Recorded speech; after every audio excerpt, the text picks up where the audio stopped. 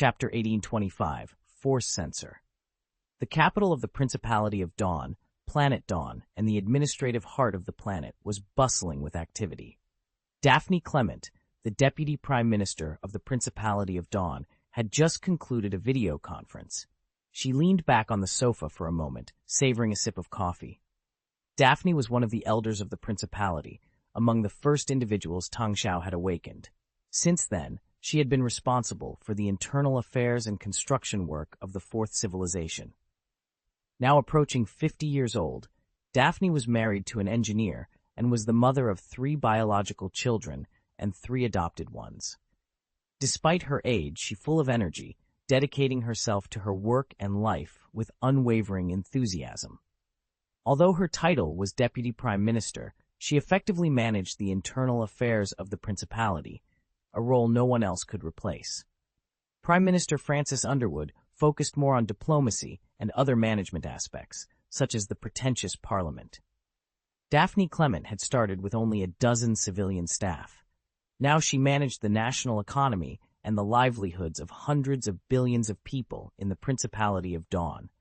She had witnessed the miracle of the Fourth Civilization's development firsthand.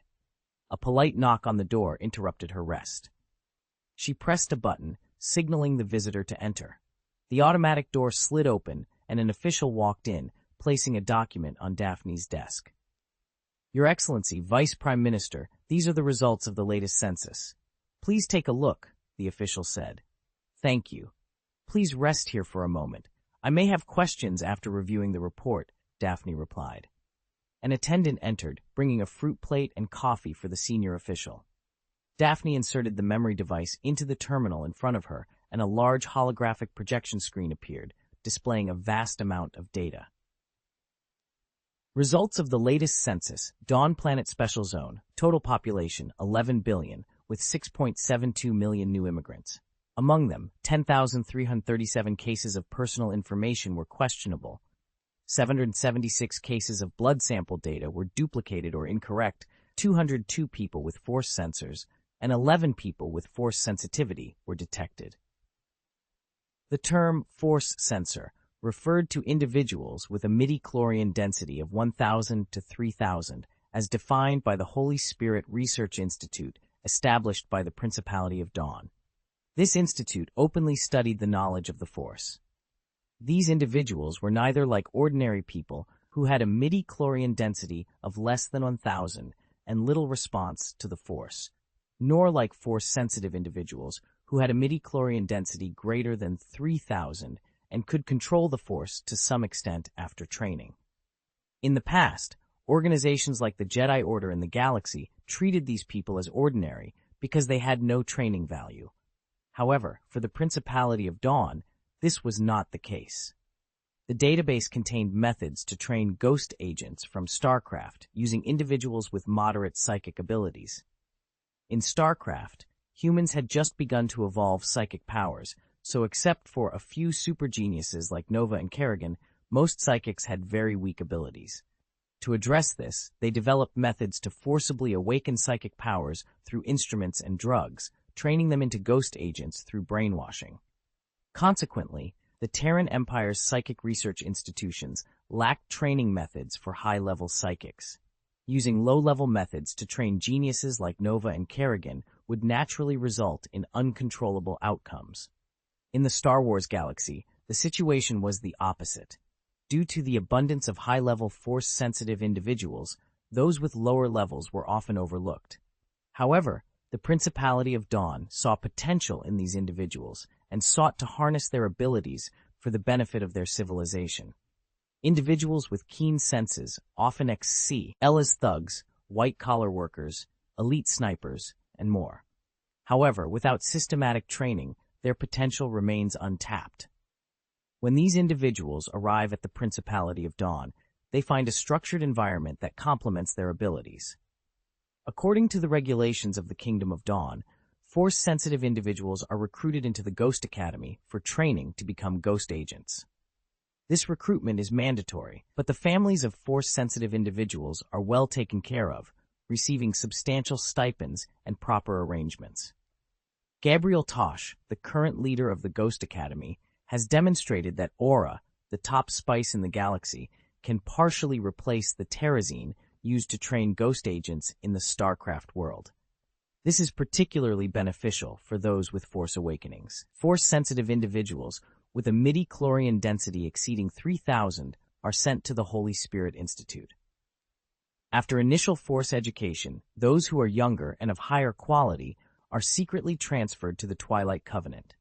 The Holy Spirit Institute is a comprehensive Force research institution that integrates research, education, and learning. Its primary focus is on exploring the practice of the Force, as well as other power systems, such as psychic powers and supernatural abilities, and understanding their relationship with the Force. Recruitment to the Holy Spirit Institute is also mandatory, but the conditions for family members are significantly better than those for Force-sensitive individuals.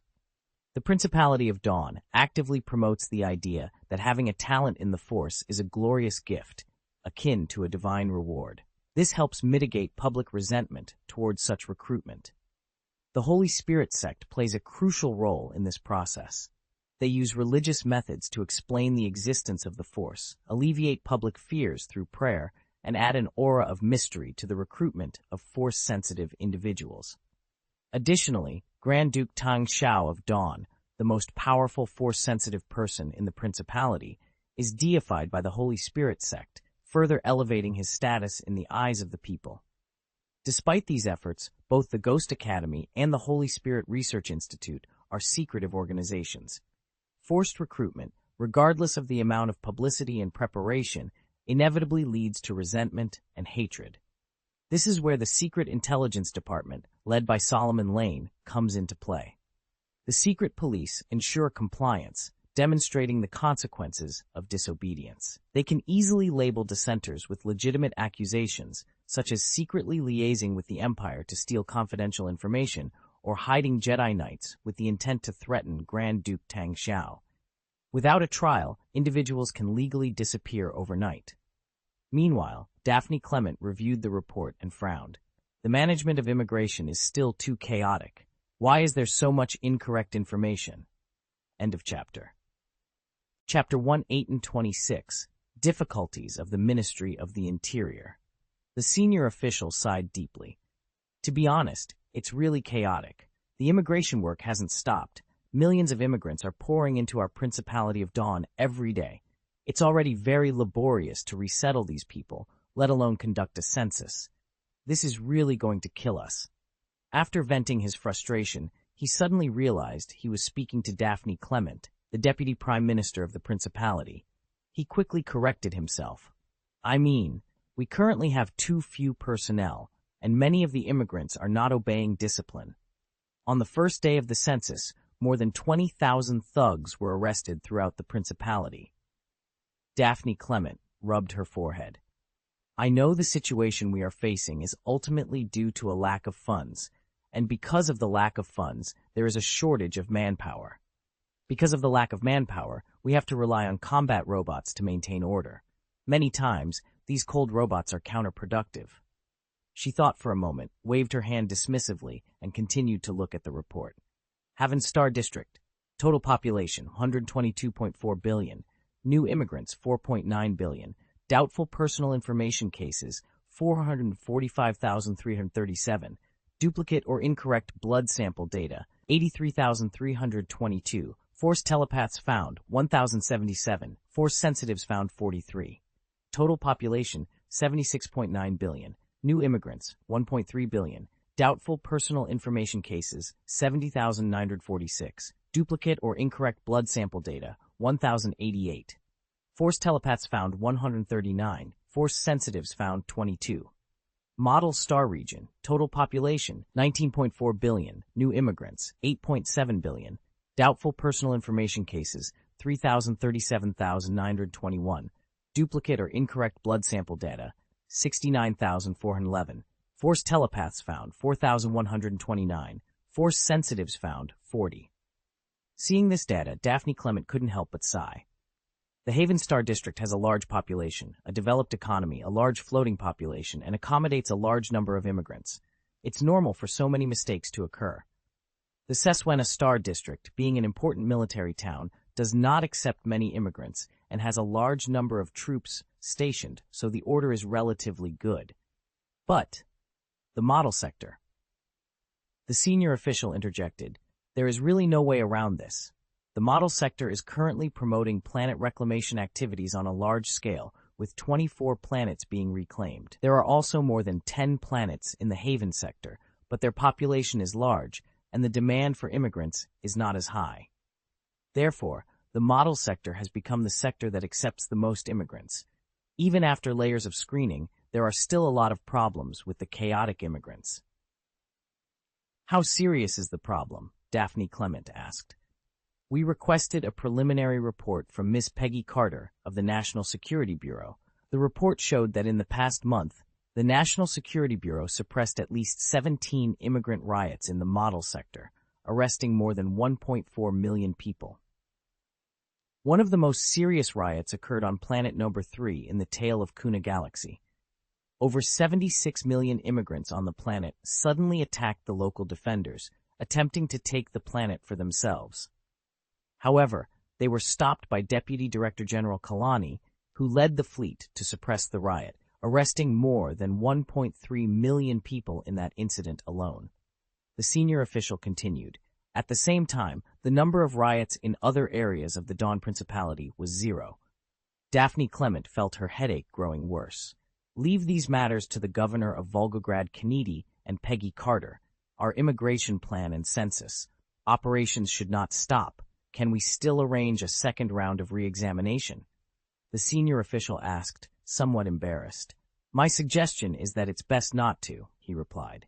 Anyway, we have already identified many force senses and force sensitives this time. Here is sufficient communication between the Holy Spirit Research Institute and the Ghost Academy. If we proceed with a second round of re-examination, new immigrants will have arrived, and many of the older immigrants will have left the temporary city and officially joined the workforce. We will have to identify them one by one. This workload is overwhelming. Daphne Clement thought for a moment and said, Okay, let's continue to focus on the immigration plan. First, we need to address the issues of the residents of Rendili planet. Then we can talk about the census. There are still 580 billion mouths to feed over there, and if something goes wrong, it will cost 580 billion lives. We must not be careless. Yes, I will cancel the census office immediately and back up and seal the data from this round of the census. I will continue to allocate manpower and funds to the immigration plan, the senior official nodded. Daphne Clement waved her hand, then pressed a button on the table and ordered, Help me arrange a meeting with the Grand Duke. I need to report the results of my recent work to him. Yes, Your Excellency, Vice Prime Minister. This report is full of loopholes. Deputy Prime Minister, you expect us to accept this? Gabriel Tosh sat on the sofa, his feet propped up on the table as he looked at the report from the Prime Minister's office. In front of him stood several civilian officers. Unlike officials from other departments, these individuals wore black trench coats, black tights, and black military hats with large brims, exuding a mysterious aura. The Prime Minister's office means that they have invested too many resources and too much energy into the immigration plan, and this is as far as they can go. However, they have promised that after completing the immigration plan for Rendili planet, they will immediately start a second, more comprehensive census, one officer explained. From another perspective, they don't plan to conduct another census before the immigration plan for Rendili planet is completed, a clear voice interjected.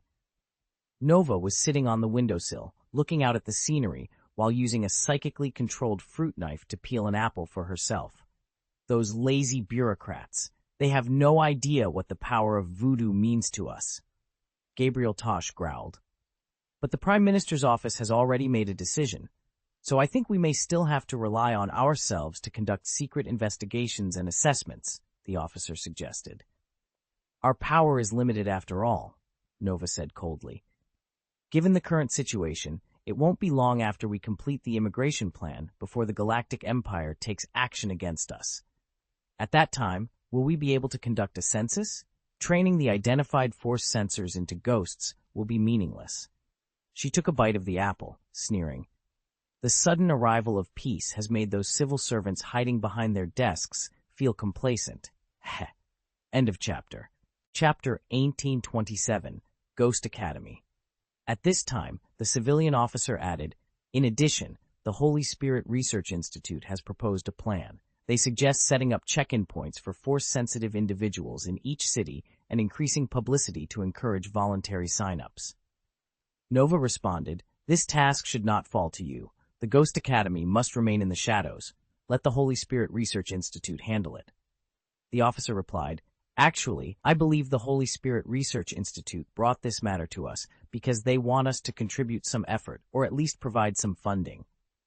Absolutely no funding, Gabriel Tosh declared, waving his hand dismissively. Nova pondered for a moment and said, if we are to cooperate, it would be better to work with the Army. The Army is larger and can include the recruitment of force-sensitive individuals in their notices. Plus, the Army has more resources. Then go and talk to the Army, Gabriel Tosh suggested. I'm not going. This is your Ghost Academy's business and has nothing to do with me. Don't forget, I'm a ghost, not one of your drug-addicted phantoms. Nova smiled, blew a kiss towards Tosh, then turned and jumped off the windowsill, disappearing without a trace. Gabriel Tosh turned to the officer. You go and resolve this matter. If the Army disagrees, I'll take it up with Tang Xiao. Yes, the officer nodded. Go take a look, recruit, Tosh said as he stood up and walked towards the door. They boarded a spaceship, left Dawn Planet, and flew towards Sonel Planet in the model sector. Chapter 1828, Sonel Planet.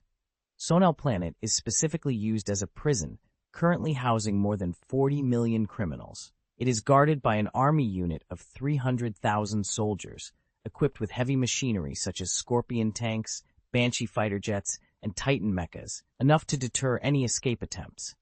Additionally, a defense fleet orbits the planet, equipped with second-line battleships like Cole-class battlecruisers, Higra-class battlecruisers, Home-class modified aircraft carriers, and Grey Horse-class escort carriers. On this heavily guarded planet, the criminals are like lambs awaiting slaughter. Being sent to Sonel indicates that their crimes are severe, and thus they are stripped of any human rights. These criminals become a resource instead. Labor camps have been established, with large farmlands and production bases producing crops for export to other planets. To further exploit these criminals, a terrifying entity known as the Beast Legion was created. Many giant corporations also set up test bases on Sonel. For instance, Umbrella Pharmaceutical Group frequently uses these criminals for human trials. The luckier ones are used in clinical trials for new drugs, while the less fortunate are subjected to experiments involving the T-virus and T-Veronica virus, often mutating into various monstrous forms before being disposed of. To prevent environmental contamination, Umbrella Pharmaceutical Group's laboratory is located in the Arctic Circle of Sonel, utilizing natural low temperatures and magnetic field isolation devices. Military-industrial companies like Tylun Heavy Industry also have experimental bases here. Their research on the CMC-300 powered armor and the Vulture and Rhino mechas, conducted by Dr. Octopus Otto Osavis, also uses criminals as test subjects. Gabriel Tosh had his eye on this setup as well. Gabriel Tosh established the Ghost Academy on this planet, believing it to be an ideal location for training new recruits. The planet's unique features, including its native race, the Keanthar, and the presence of prisoners who could serve as training subjects, made it particularly suitable. The Keanthar, a reptilian race with a population of about 30 to 50 million, live primarily in shallow waters near the ocean. Their society is relatively closed, having refused interaction with the Iru people and later retreating into isolation under the rule of the Fourth Civilization. The Liming Principality, which currently governs the planet, has largely ignored them due to their backward technology and non-threatening lifestyle centered around fishing and hunting. The Principality of Dawn, which includes many races that refuse to join or communicate, does not forcefully recruit these groups to avoid societal instability. In contrast, the planet Rendili, populated mostly by humans, presents fewer integration challenges. However, the Keanthar's most notable feature is their innate telepathic ability. Although rudimentary compared to the star spirits, this ability allows them to sense emotional fluctuations and superficial actions. Gabriel Tosh, intrigued by the Kianthar, saw potential in their telepathic abilities. He established the Ghost Academy on the planet Sol to train ghosts and initiate contact with the Kianthar. His interest extended to potentially kidnapping some Kianthar for research. Ultimately, Tosh aimed to integrate the Kianthar into the Principality of Dawn and train them into a formidable psychic force, leveraging their telepathic abilities. To achieve this, Tosh, known for his fierce demeanor, even applied to Tang Xiao to form a sociology department dedicated to researching and communicating with the Kianthar. Tang Xiao was surprised by this request, as it seemed out of character for Tosh. Tosh traveled to the western hemisphere of the planet Sonel, which is predominantly oceanic with numerous islands. On a large island of about 100,000 square kilometers, the spacecraft descended into a valley where the Ghost Academy was located. Nearby, a Kianthar tribe of about 5,000 people resided, and so far, relations between the two groups remained peaceful. Upon landing, Gabriel Tosh exited the spacecraft. The Ghost Academy, currently divided into 20 districts, resembled a small town. 5 districts were dedicated to recruit training, each accommodating about 1,000 recruits. Other zones included storage, security, voodoo, ghost, experimental, punishment, and simulation areas, each serving different functions. The Academy housed 5,000 recruits, 170 official ghost agents, and a total of 20,000 staff, including civilian and military security personnel. The officers stationed at Ghost Academy are all clad in black military uniforms. The higher-ranking officers are even more imposing, donning black wide-brimmed hats, black trench coats, and black tights, which have become the emblematic attire of the Ghost Academy. Gabriel Tosh climbed into a Warthog off-road vehicle and drove to one of the recruit training areas. There, he observed 1,000 recruits undergoing physical training on the training ground. These recruits were identified as force-sensitive during the recent census. In addition to some secret platoons that discovered them and those who volunteered, there are over 8,000 force-sensitive individuals in total. Those with insufficient physical fitness or who were too old were eliminated, leaving 5,000 recruits after the initial screening. These 5,000 were then divided into 5 recruit camps based on age groups and basic physical fitness for systematic training. Since this is technically the first large-scale recruitment by the Ghost Academy, even Gabriel Tosh himself is uncertain about how many will survive the rigorous training to become ghosts. During discussions with Tang Xiao, Tosh suggested that they should be prepared for at least half of the new recruits to die during training. However, Tang Xiao insisted that they should try to avoid fatalities, as too many deaths could negatively impact future recruitment efforts.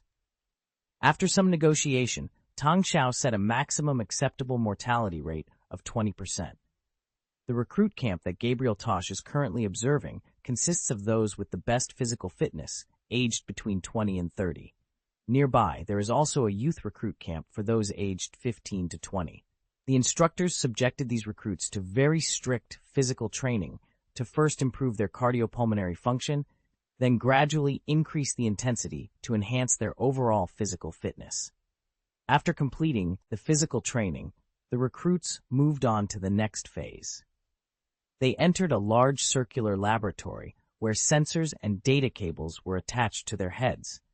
Under the guidance of scientific researchers and instructors, they began to learn how to use the Force. This stage was relatively gentle, focusing on helping the recruits concentrate and activate their Force abilities to move a small paper ball in front of them. Given that the recruits had a midi-chlorian density between 1,000 and 3,000, most struggled with this task. However, the researchers and instructors patiently guided them, aiming to teach them how to activate the Force. Gabriel Tosh surveyed the laboratory and noticed one recruit who could already use the Force to move a block through the air. For others who couldn't even move a paper ball, this was a significant achievement. This recruit's midi-chlorian density is over 2,600, the officer next to him remarked. Gabriel Tosh nodded and approached the recruit. his pupilless eyes fixed on the young man as he spoke slowly. "You are fortunate. You have begun to master the power of voodoo. This power can make you incredibly strong." "But I just want to run a farm," the recruit, who appeared to be about 20 years old and still somewhat naive, stammered in front of Gabriel Tosh. "Your name?" Tosh asked. "Si Jun," the recruit replied softly. "You have a significant mental problem," Gabriel Tosh said with a grin. "When you come here, you should be a murderer who worships the power of voodoo." "I don't." Shijun tried to protest, but Tosh grabbed him with one hand and threw him to an instructor.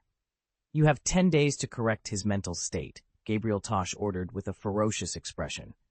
"A ghost should not have a weak heart." These recruits still don't realize the extent of the grueling training they will face.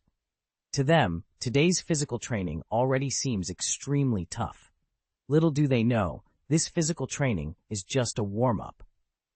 In the eyes of the instructors, the physical training is merely a means to prevent the recruits' bodies from collapsing during the subsequent, more grueling phases of their development and torture.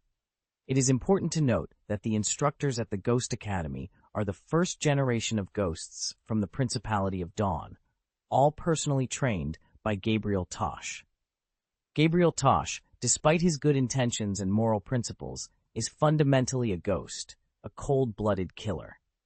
In the original Starcraft plot, he aimed to rescue people from the training camp, but that doesn't imply he would show any mercy to the recruits when he was the dean of the Ghost Academy. While he refrains from unnecessary torture, he is relentless in eradicating any compassion within the recruits. For a ghost agent, mercy equates to death. In the days that follow, the recruits will be subjected to various forms of stimulation, including electric shocks, freezing, and whipping. These methods are designed to further guide their use of the Force while systematically eradicating any hesitation and kindness from their hearts. During this process, a substance known as spiritual light burst will be used to further stimulate them mentally. Although the terms ghost and ghost agent may seem similar, their training methods are vastly different. The training of ghost agents focuses on the violent development of psychic powers, whereas ghosts use psychic powers primarily as tools and auxiliaries. Consequently, the training for ghost agents involves extreme and terrifying methods to extract every ounce of potential from the recruits. Those who survive such training will inevitably have their minds distorted. Special thanks to Mingwu Huaxia for the 1,500 starting coins. Chapter 1828, The Passage of Time. As for the needs of the Ghost Academy for the serious criminals imprisoned on the planet Sonel, it is primarily for training purposes. When those ghost recruits first awaken to the Force, they are asked to experiment on some death row prisoners. This serves two purposes. It helps them practice courage and allows them to understand the damage their Force skills can inflict on the human body. The training of ghost agents is completely different from that of regular agents. Ghosts prefer to use psychic energy to perform mind blasts and even employ rough and direct methods such as life draining. In contrast, ghost agents are more inclined towards telepathy and mind control. However, this does not mean that ghost agents are gentler.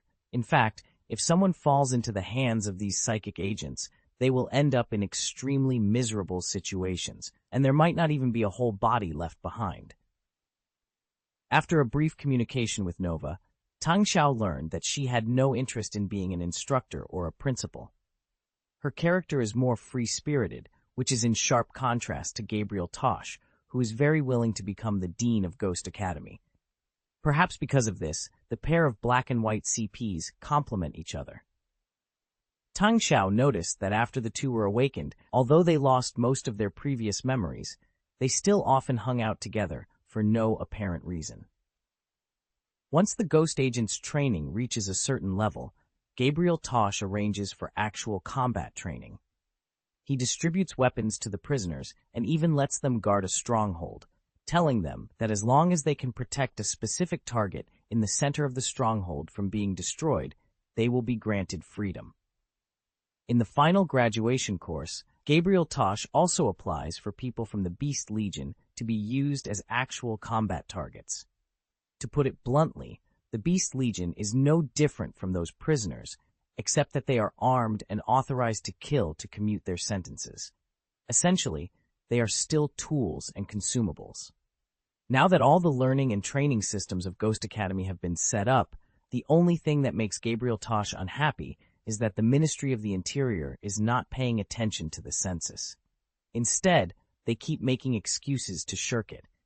Otherwise, his batch of recruits should number at least tens of thousands.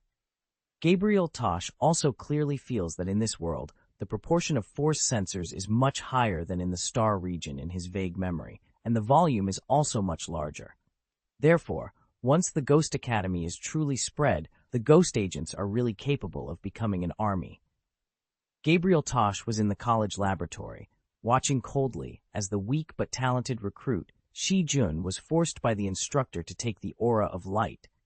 Shi Jun was then immersed in an illusion and couldn't extricate himself. All this is just the beginning.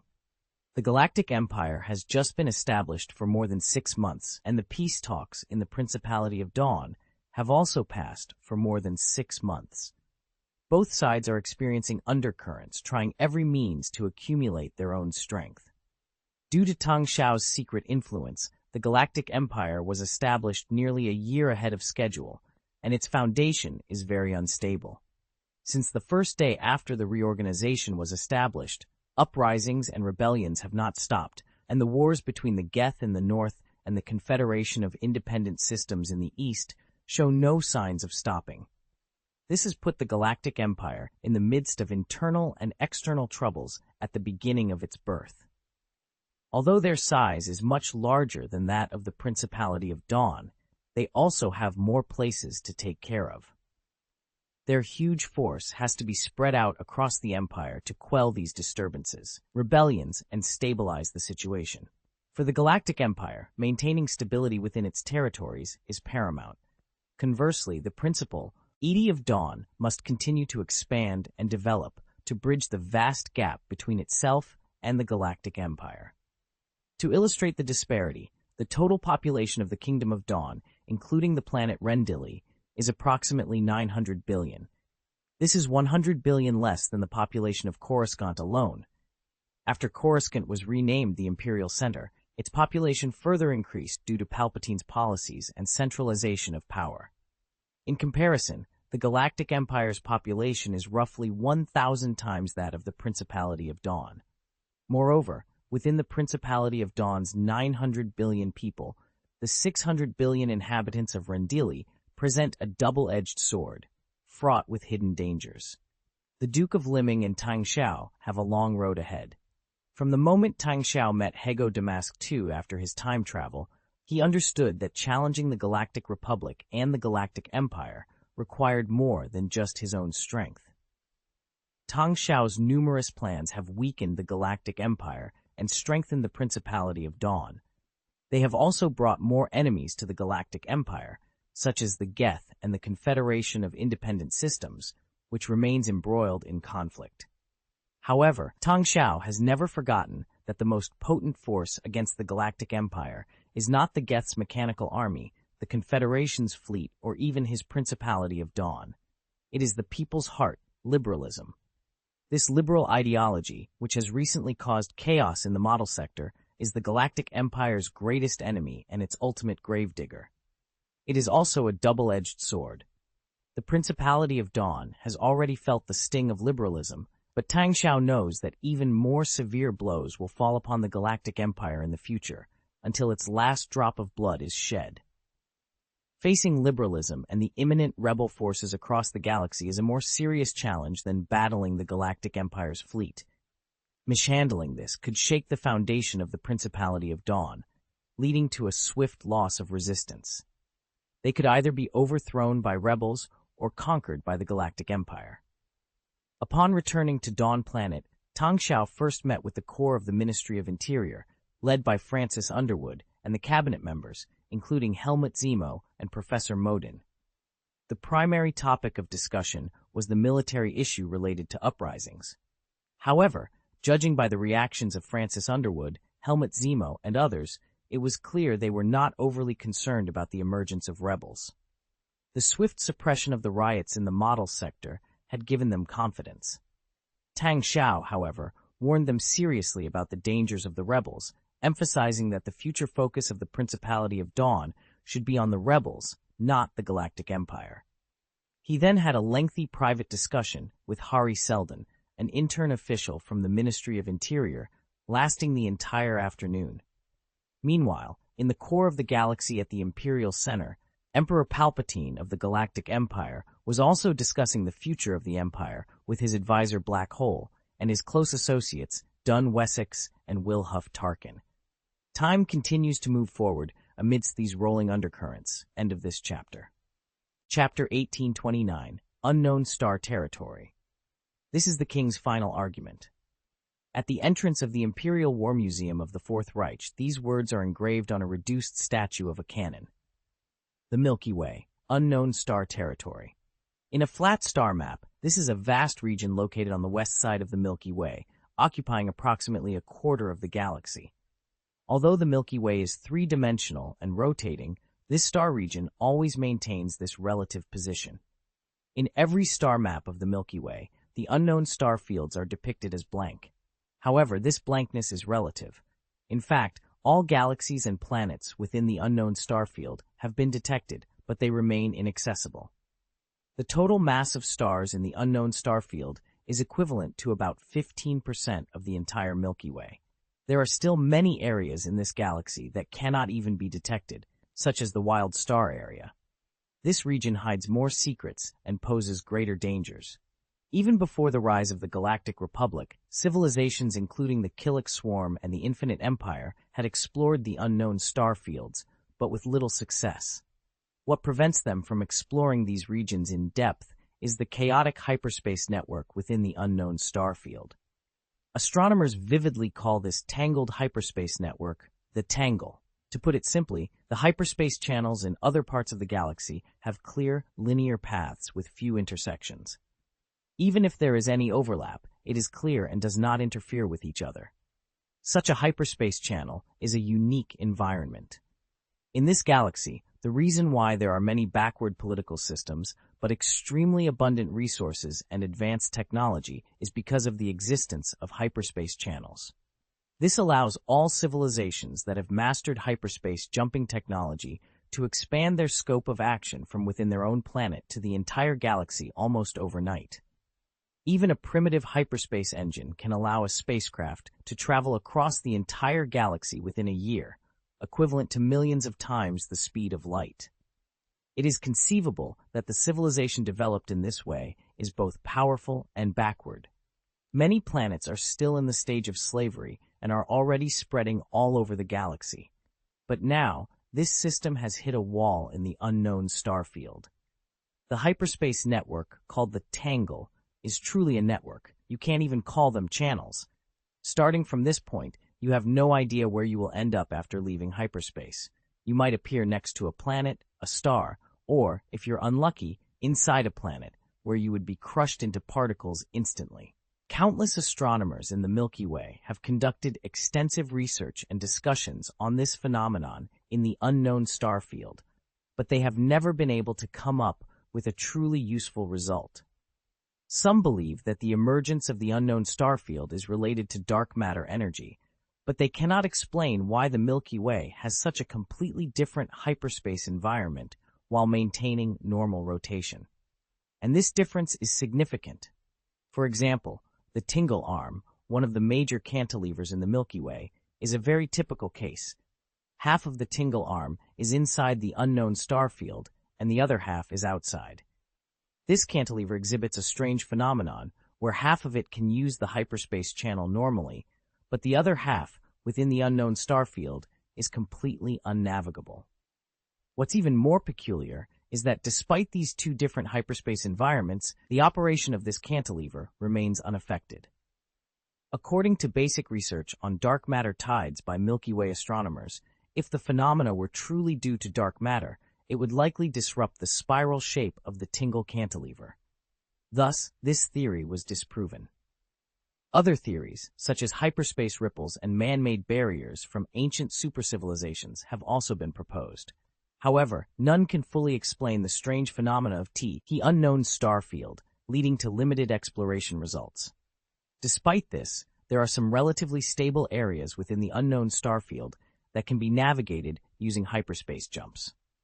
These routes, however, are too narrow for larger fleets and are kept secret by those who know of them. It is known that remnants of defeated civilizations, including the Tau people, the ancestors of the Mandalorians, the Killik Swarm, and the Rakata people of the Infinite Empire, still linger in the unknown star field. The largest exploration of the unknown star field was the Overseas Exploration Plan, initiated when Palpatine was newly elected as the Speaker of the Galactic Republic, 1 year after the Battle of Naboo. This ambitious plan, funded by then-Deputy Speaker Masameda and led by Jedi Master Joruus C'baoth, included a formation of Dreadnought-class heavy cruisers and 200,000 crew members. Master C'baoth's confidence stemmed from his ability to navigate hyperspace using the Force, allowing a powerful Jedi Master to lead the fleet into the unknown. Despite the high hopes, the plan failed, and not a single member, including Master C'baoth, returned. The mysterious veil of the unknown star field only deepened. Nevertheless, the Galactic Republic did not abandon its exploration efforts. After Speaker Palpatine passed the Military Creation Act and established the Grand Republic Army, they allocated 20 legions, with the 7th Army dedicated to exploring unknown star territories. The Principality of Dawn, located in the southwest of the Milky Way, also prioritized the exploration of unknown star fields. Given its proximity to the unknown star territory, any disturbances there would directly impact the Principality of Dawn. Following a peace agreement with the Galactic Empire, the Principality of Dawn launched its own exploration plan. At this moment, a sleek, bird-like spaceship is flying through the void. This spacecraft is approaching an asteroid with a diameter of over 90 kilometers. On the bridge, a communication is being sent. This is the SSV Normandy, Captain Shepard. I have discovered a signal anomaly and am approaching. End of chapter. Chapter 1830, Shepard and the Mission. The SSV Normandy-class frigate, numbered SR-1, is 176 meters long and equipped with cutting-edge technology such as advanced detection systems, stealth systems, and extreme environment adaptation systems. It is one of the premier exploration frigates independently designed and manufactured by the Dawn Principality's Godfort Standard Light Industry. At this moment, on the bridge of the spacecraft, a red-haired woman wearing an N7 combat uniform and holding a full-coverage helmet in her hand stood with an impressive and heroic appearance. She continued to report to the communicator. According to our scans, this strange signal should be a detection device. In other words, the asteroid in front of us should be an outpost. Her brows were furrowed, her eyes sharp, and her cheeks slightly square. Overall, she was a very beautiful woman, but the aura emanating from her made it difficult for anyone to think otherwise. Even though her entire body was covered in a combat uniform, the lines of her body revealed explosive muscles. If nothing else, she definitely had six-pack abs. Her name was Shepard. She was a legendary hero who had been awakened from the hibernation cabin of the Mothership after Tang Xiao launched the unknown starfield exploration plan and had the Citadel Standard Light Industry build the Normandy-class frigate. She came from the world of Mass Effect, had a series of legendary experiences, and was also the superhero who saved the entire galaxy. Along with her, some of the legendary members of her exploration team were also awakened, while other members were still in insufficient conditions. Originally, Tang Xiao planned to directly appoint her as the commander of the exploration fleet in the unknown starfield, but she declined, expressing her hope to start with the frontline exploration team. So Tang Xiao awarded her the rank of captain, but still ordered the commander of the unknown star territory exploration fleet to agree to all plans proposed by Shepard as much as possible. In front of Shepard, there was no picture displayed on the communication side, only a voice. Will the Normandy be discovered? At present, we have activated electromagnetic interference, and the other party did not send out any abnormal signals. It seems that they did not detect us. Next, I will activate the cloaking device and log in directly to investigate, Shepard said solemnly. Agreed. But please be careful, Captain Shepard. Our purpose is to explore. Don't rush to attract the other party's attention and cause unnecessary disputes, the exploration fleet commander said. If this is indeed an outpost, then it means we are approaching the control range of a new cosmic force, and we really need to be careful, Shepard nodded. Then, I will set off immediately. She performed a meticulous military salute and closed the communication. Then, Shepard said to the battleship pilot, Morrow, locate the direction of the star closest to us, activate the stealth device, go around the star, and approach the asteroid in the direction of the star's radiation. Okay, sir, the pilot, a man wearing a peaked cap and sporting light stubble on his mouth, responded. He was the Normandy's pilot, Jeff Moreau, nicknamed Joker. I guarantee we will never be found there. Very confident, Morrow, Shepard smiled. Well, how should I put it? Judging from some of the tests I conducted carefully just now, this thing shouldn't be too advanced. Anyway, it didn't respond to the little interference signal I sent out, Morrow shrugged, then started pushing the joystick. The Normandy flexibly circled in a large arc under his control. At the same time, its figure quickly faded and disappeared into the universe, leaving the space seemingly empty. Shepard straightened up, turned, and walked towards the maintenance deck. As she walked, she said without looking back, You should also be prepared, Senluo. Death. A gloomy voice echoed from the air. As long as you don't make me use a sniper rifle, you can't do anything. Pointless persistence, god of death. Complete the mission first, a hoarse voice responded from the other side. Suddenly, behind Shepard, two warriors in black combat uniforms and full-coverage helmets materialized, their electronic tactical eyepieces and energy nodes glowing with an uneasy red light. These were ghost agents, known by their codenames, Senluo and Death. Their real names had been discarded, though not entirely. On the chest of the ghost agent codenamed Senluo, a soldier's dog tag dangled, a rarity for ghost agents. It bore a line of Morse code, which, when deciphered, revealed the name, Shi Jun. We're here to investigate, not blow things to pieces, Shepard said. You two will accompany me this time. She raised her wrist and spoke into the communication module of her universal tool. Prepare a set of stealth combat equipment for me. You have the final say, boss, came the response. Do you need an all-terrain vehicle? No, we'll use the stealth landing ship. We'll complete the rest of the journey on foot to ensure concealment, Shepard replied. Understood. Meanwhile, the two ghost agents continued their debate over the sniper rifle. You don't understand, Senluo. Using a sniper rifle prevents me from feeling the fear of my target's death up close. It frustrates me, Death said. If you do anything to jeopardize the mission, you won't get another chance, Senluo retorted coldly. I'm not here to argue with you. Death laughed dryly. Shepard shook her head in exasperation. She knew many ghost agents were not mentally stable. They weren't necessarily prone to losing control, but they often had strange quirks and unpredictable tempers. Like now, they were arguing over the trivial matter of using a sniper rifle. Death had excellent marksmanship, but preferred not to use a sniper rifle, opting instead for an assault rifle. Senluo, though seemingly normal, could argue with Death for minutes over such a small issue. The three of them proceeded to the preparation deck, where a square landing craft awaited. In the equipment area, a few people were chatting. Shepard approached two of them. Kaiden Alenko, Ashley Williams, you won't be participating in this operation, she said. As she spoke, she walked to the equipment rack and began removing her N7 combat uniform in front of everyone. Clad in a sports bra and shorts, her exposed arms and legs were muscular and powerful, her six-pack abs clearly defined. Kaiden Alenko, a man in his 30s also in a combat uniform, exclaimed, Wow, Captain, are you giving us a show? Shepard casually grabbed a black, tight-fitting combat uniform from the rack and turned to him. Oh, a show? Want to try it?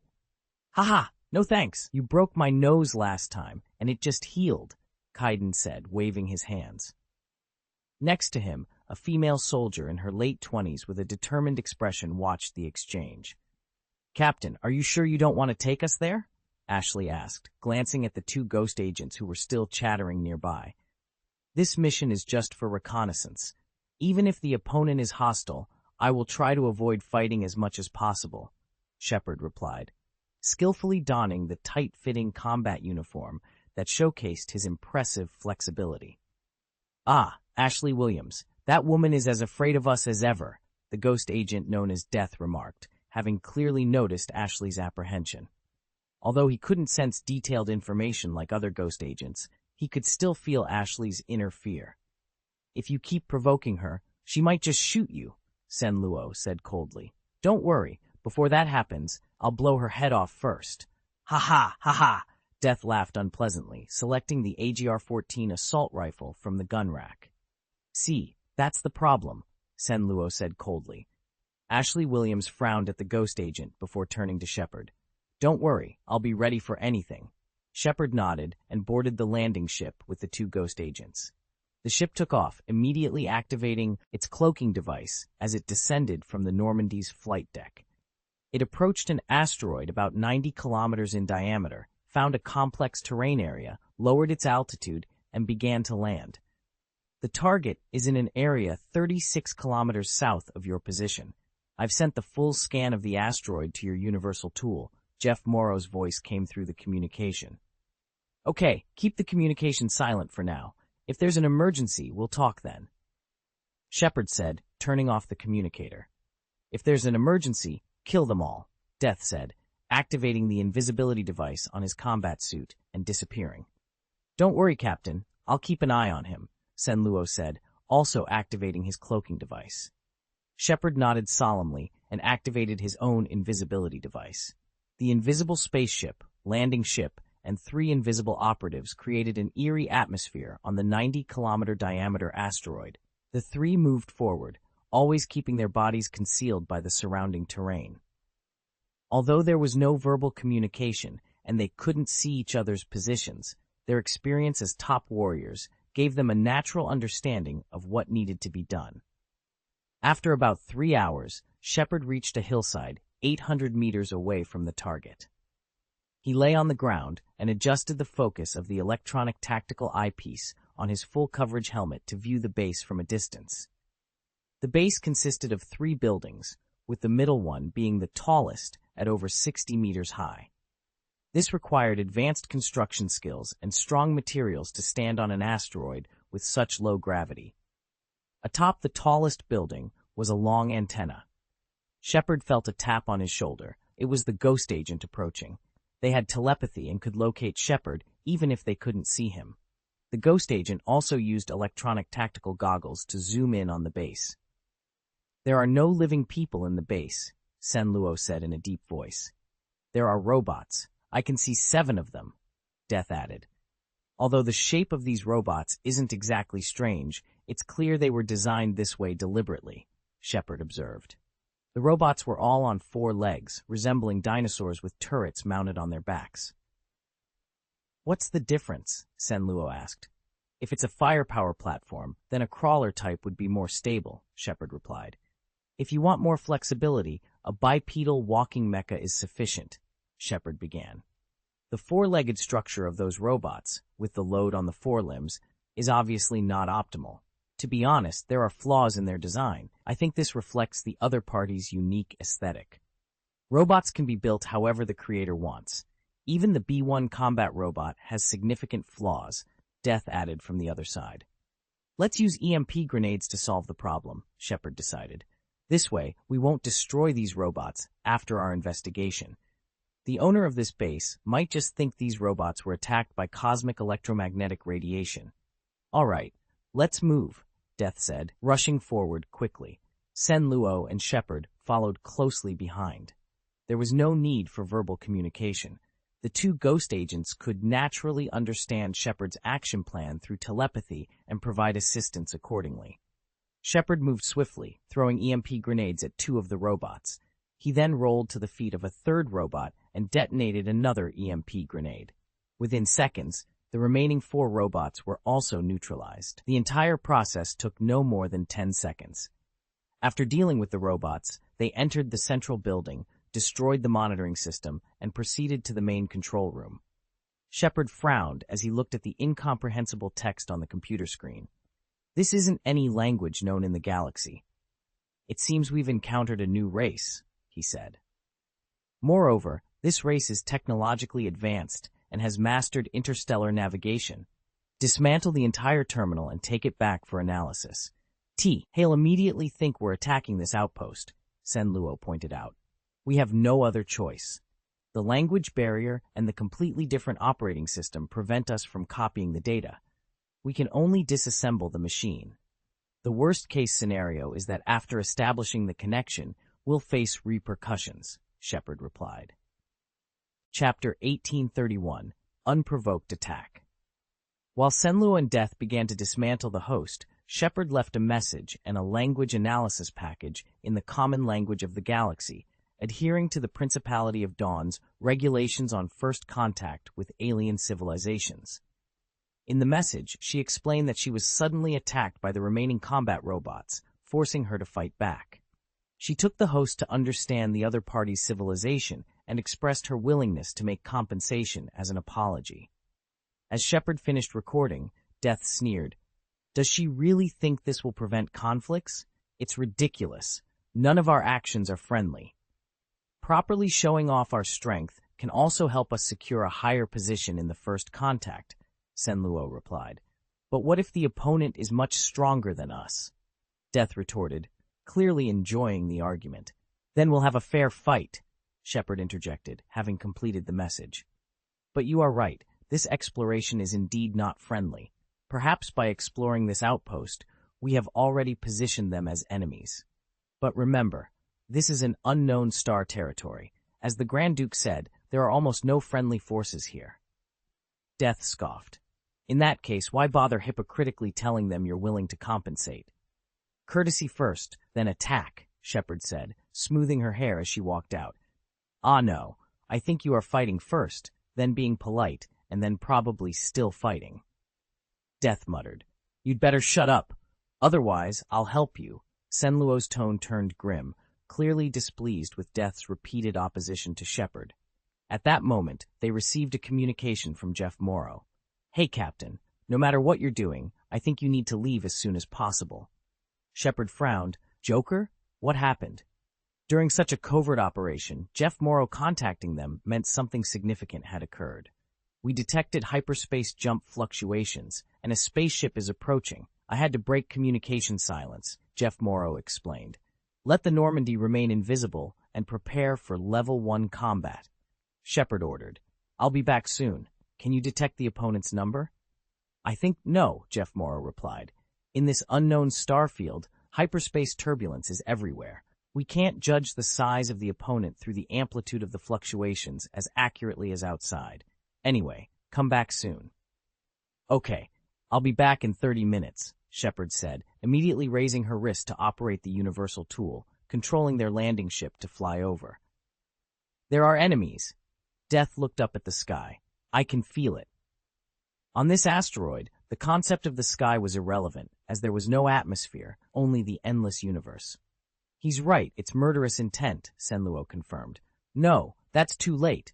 I'll first control the spacecraft to hide in the shadow of another asteroid." Jeff Morrow said urgently, "The whole ship is ready to engage the enemy. Calling Ashley Williams. Please come to the bridge to act as combat commander as soon as possible." His last words were spoken to the ship's internal communication. The situation was so urgent that he forgot to turn off the communication here. At that moment, a burst of white light suddenly flashed in the universe. Immediately afterward, 3 battleships emerged from the hyperspace jump, appearing suddenly. The surrounding asteroids were pushed away by the waves generated when the battleships broke away, with a few hitting the armor of the battleships and quickly disintegrating. But then, a faint light blue barrier began to flash around the battleships, bouncing more asteroids away. The battleships had deployed their energy shields. At the same time as it broke away, I saw that these 3 spaceships, each about 300 meters in length, belonged to the light cruiser class. Their shapes were ferocious and terrifying, resembling flat and round water bottles. The bows and sides of the ships were adorned with sharp, recent-like spikes. Shepard and the 2 ghost agents ran as fast as they could, but on an asteroid with such low gravity, they couldn't run quickly. Instead, they had to jump forward one by one. Each jump covered more than 10 meters, but their takeoff and landing speeds were very slow. By this time, the 3 battleships had already begun to turn. Because the distance was very close, even on an asteroid, the movements of the 3 battleships were visible to the naked eye. A ray of light was condensing on the main gun at the bow of their ship. "The main gun is charging. Use the jet thrusters to move forward," Shepard shouted. He no longer cared about hiding and immediately activated the small jet thrusters on the back of his combat suit, speeding up and flying forward. Meanwhile, the landing ship was fast approaching. But at that moment, the three battleships opened fire. Their target was the outpost they had just left. Three powerful lasers fired from the front of the battleships, striking the base building and causing a violent explosion almost immediately. The small outpost base was destroyed in an instant. The landing ship flew forward and its hatch opened. Because the invisibility cloak was destroyed, the hatch was now visible, rendering the spacecraft's overall invisibility effect useless. At this moment, the three warships also discovered the landing ship. Without any hesitation, the other three turrets on the battleships began to turn, and the fire control radar locked onto the target. Suddenly, another laser beam swept over one of the battleships, causing its energy shield to ripple violently. The Normandy had taken the initiative to break stealth, firing missiles at the three warships and firing its laser cannon again. "Go quickly." Acting Commander Ashley Williams' voice came through the communication. Without any pause, Shepard immediately controlled the landing ship and began to accelerate. The three warships, having spotted the landing ship, turned their turrets and fired fiercely. At the same time, the spacecrafts were also turning, preparing to attack with their front main guns. Shepard gritted his teeth and controlled the landing ship to evade, avoiding the lock of the enemy ship's fire control radar. The Normandy continued firing, providing cover. Several more powerful lasers were fired at the Normandy, causing its energy shield to sound an alarm. In less than a minute, Shepard had piloted the landing ship into the Normandy's open hatch. Rushing to the bridge, Shepard heard Jeff Morrow shouting loudly, "Help! Help! We are under attack! 3 enemy light cruisers! Please reinforce us as soon as possible." Ashley Williams and Kaiden Alenko were both on the bridge, giving orders. "How is the situation? Can we escape?" Shepard asked loudly as he ran over. "We can't run away.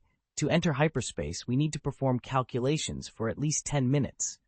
Jeff Morrow replied quickly, continuing to call into the communicator. "Help! Help! Damn it! Why is there no response?" Shepard frowned, turned around, and ran to the maintenance deck. "Prepare the landing ship. I will fly out to attract their attention." "Are you crazy, Captain?" Kaiden Alenko was shocked. "You were almost shot down just now." At that moment, an extremely dazzling white light flashed in front of them. The light was so intense that even those looking out of the portholes were almost blinded by the flash. Immediately afterward, an enormous figure appeared before them. Chapter 1832, A Strange Situation. In front of this colossal battleship, the 176-meter-long frigate Normandy appeared as insignificant as a mouse before an elephant. Even the mysterious trio of 300-meter-long light cruisers seemed minuscule in comparison. The battleship continued its advance after emerging from hyperspace, and one of the light cruisers, moving at high speed, collided with it. Without any suspense, the light cruiser was shattered into countless pieces by the giant ship. After a violent explosion, the massive vessel passed through the flames unscathed and headed towards the other 2 light cruisers. This was an Endless-class super aircraft carrier, a behemoth measuring 694.2 meters in length, dwarfing the light cruisers. On the frigate Normandy, pilot Jeff Morrow cheered, "Ha ha! Great! The Ever Given is here!" A commanding voice echoed over the public frequency. "Stop the engine immediately and lower the shield. Otherwise, we will sink you." The communication urging surrender was repeated several times, but the remaining 2 light cruisers showed no intention of complying. One continued to fire at the Normandy, while the other attempted to flee. However, against the overwhelming firepower of the Endless-class super aircraft carrier, both escape and resistance were futile. A dense volley of heavy turbolaser cannons reduced the other 2 light cruisers to cosmic dust. Simultaneously, Jeff Morrow piloted the Normandy frigate towards the underside of the second Infinity-class super aircraft carrier, the Eternal. Adopting a vertical attitude, the Normandy flew into the Eternity's battleship spaceport and docked at the spaceport's module. In this vast spaceport, Two other 575-meter-long Steadfast-class cruisers were also parked vertically, preparing to salvage and explore the recent battle area. Shepard, accompanied by crew members Ashley Williams and Kaiden Alenko, headed directly to the spaceport and took rail transportation to the bridge. The other crew members, including the two Ghost agents, were temporarily disbanded. They first went to the flight control department to register before heading to the living area to rest. Upon arriving at the Bridge of the Eternal, which was as expansive as a square, Shepard approached the central command center. There, a middle-aged man in his 40s, dressed in a white general's uniform, came forward to greet him. Shepard immediately stood at attention and saluted. "General He, thank you for your rescue." The middle-aged man was Lieutenant General He Ru, the captain of the Eternal and the commander-in-chief of this unknown starfield exploration fleet. He was originally the captain of the Dawn-class Mothership, but was transferred to the Eternal due to his exemplary performance. The Dawn-class Mothership, renamed the Higara-class Mothership in Homeworld, was commanded by He Ru during the Battle of Terminus and the subsequent attack on the planet Eriadu. As a spaceship primarily designed for logistics, supply, and battlefield frontline production line deployment, He Ru's Mothership successfully completed its mission, earning him first-class merit. Merit does not always require combat. Fulfilling one's duties diligently is equally important. After the Battle of Eriadu, He Ru remained on the planet, using the Dawn Glory-class Mothership's production capacity for post-war reconstruction, delivering outstanding results. Consequently, after the completion of the second Endless-class super aircraft carrier, the Eternal, He Ru, now promoted to Vice Admiral, was transferred to command this new vessel. To the Eternal as the captain, and after the unknown star field exploration plan was launched, he became the commander-in-chief of this exploration fleet. This appointment was made because Tang Xiao felt that He Ru was a mature and prudent person who could cooperate well with Shepard. At this moment, He Ru stepped forward, returned a salute to Shepard, and then said, "We also detected the fluctuations of the hyperspace jump. We were worried that something might have happened to you, so we rushed over as soon as possible. It seems my judgment was correct. You were indeed attacked. What was the situation?" Shepard nodded and recounted what happened during their exploration, then added doubtfully, "It's strange that the other party came here with almost no warning and opened fire directly. Their purpose was very clear, to destroy the outpost." After hearing this, He Ru frowned. "I originally thought you had provoked the defenders, but I didn't expect this. So, the other party may have discovered us before and called for help. Or did their robots send a message when they were attacked? I don't know. At least the Normandy did not intercept their communications," Shepard said. "But I judge that the other party should have been in the nearby star field and then automatically sent a rescue signal as soon as the robot lost contact. Judging from their reaction, they may have anticipated the attack on this outpost. There is another possibility," He Ru suggested, "that the owners of these three cruisers and the outpost are originally two different groups, and they are fighting each other." "If that's the case, the situation is more complicated," Shepard said.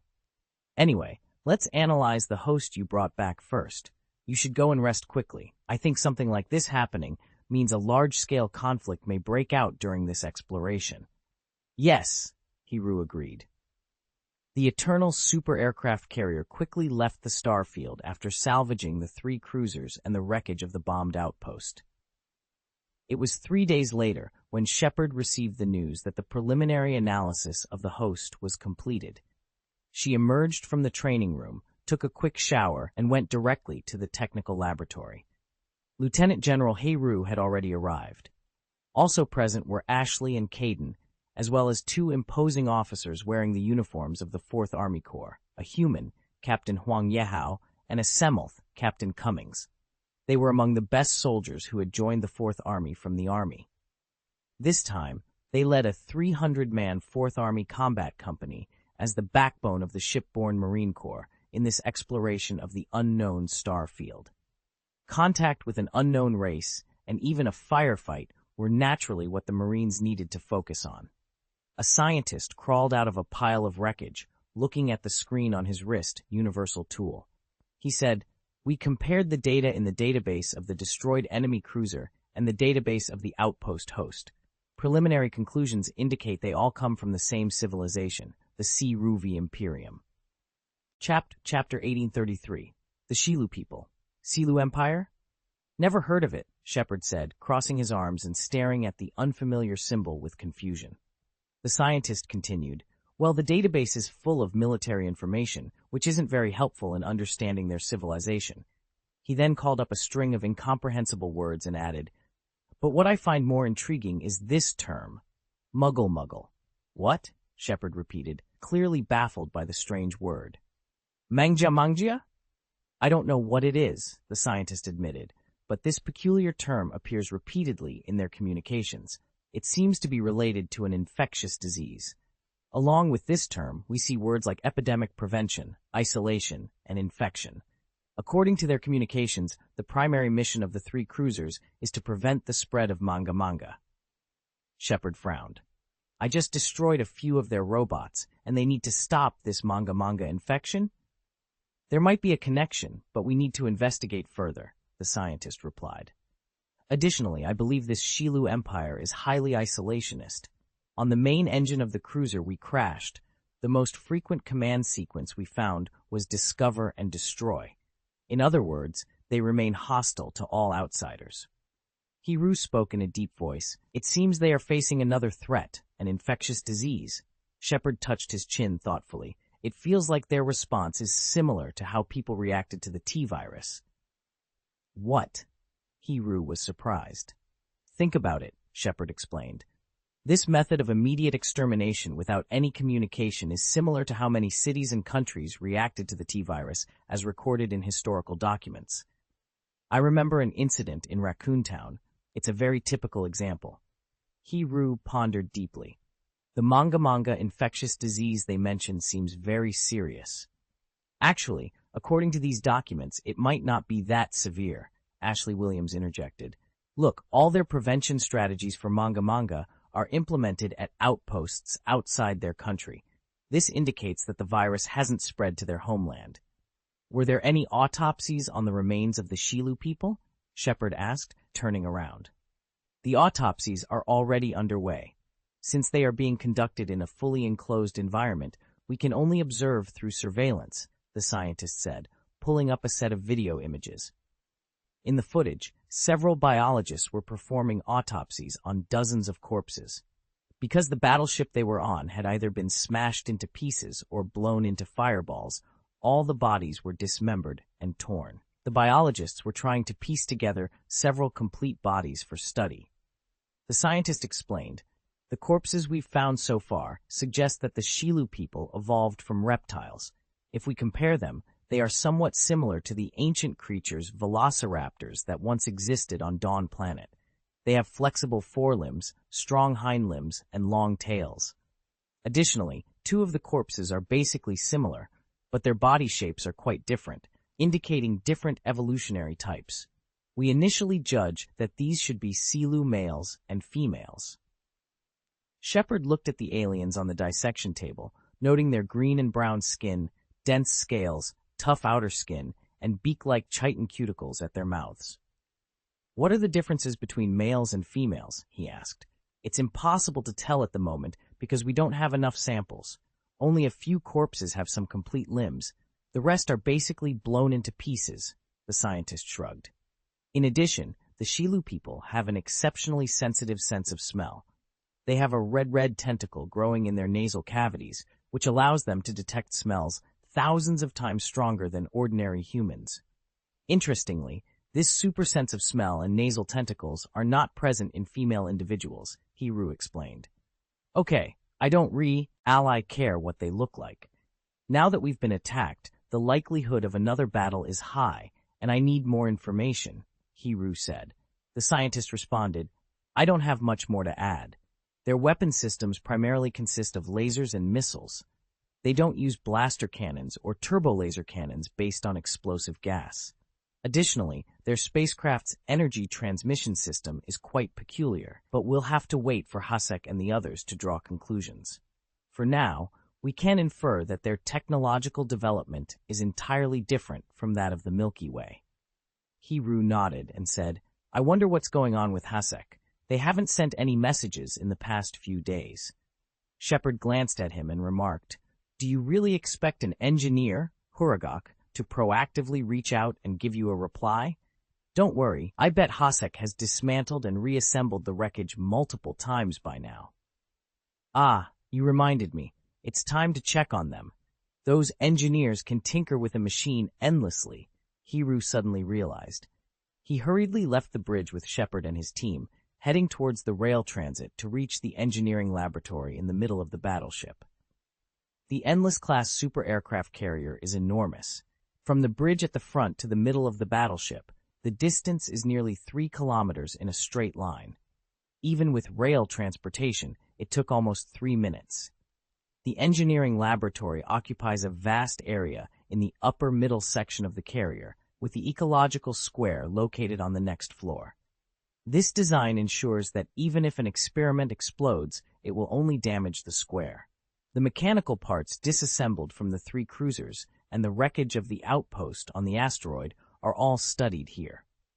As soon as they walked into the engineering laboratory, they heard a violent explosion and the sound of electricity crackling inside. A scientist wearing goggles quickly ran out and said to Hiru and Shepard, General He, Captain, the commotion just now was caused by Hasek trying to reconstruct the energy system of the 3 battleships.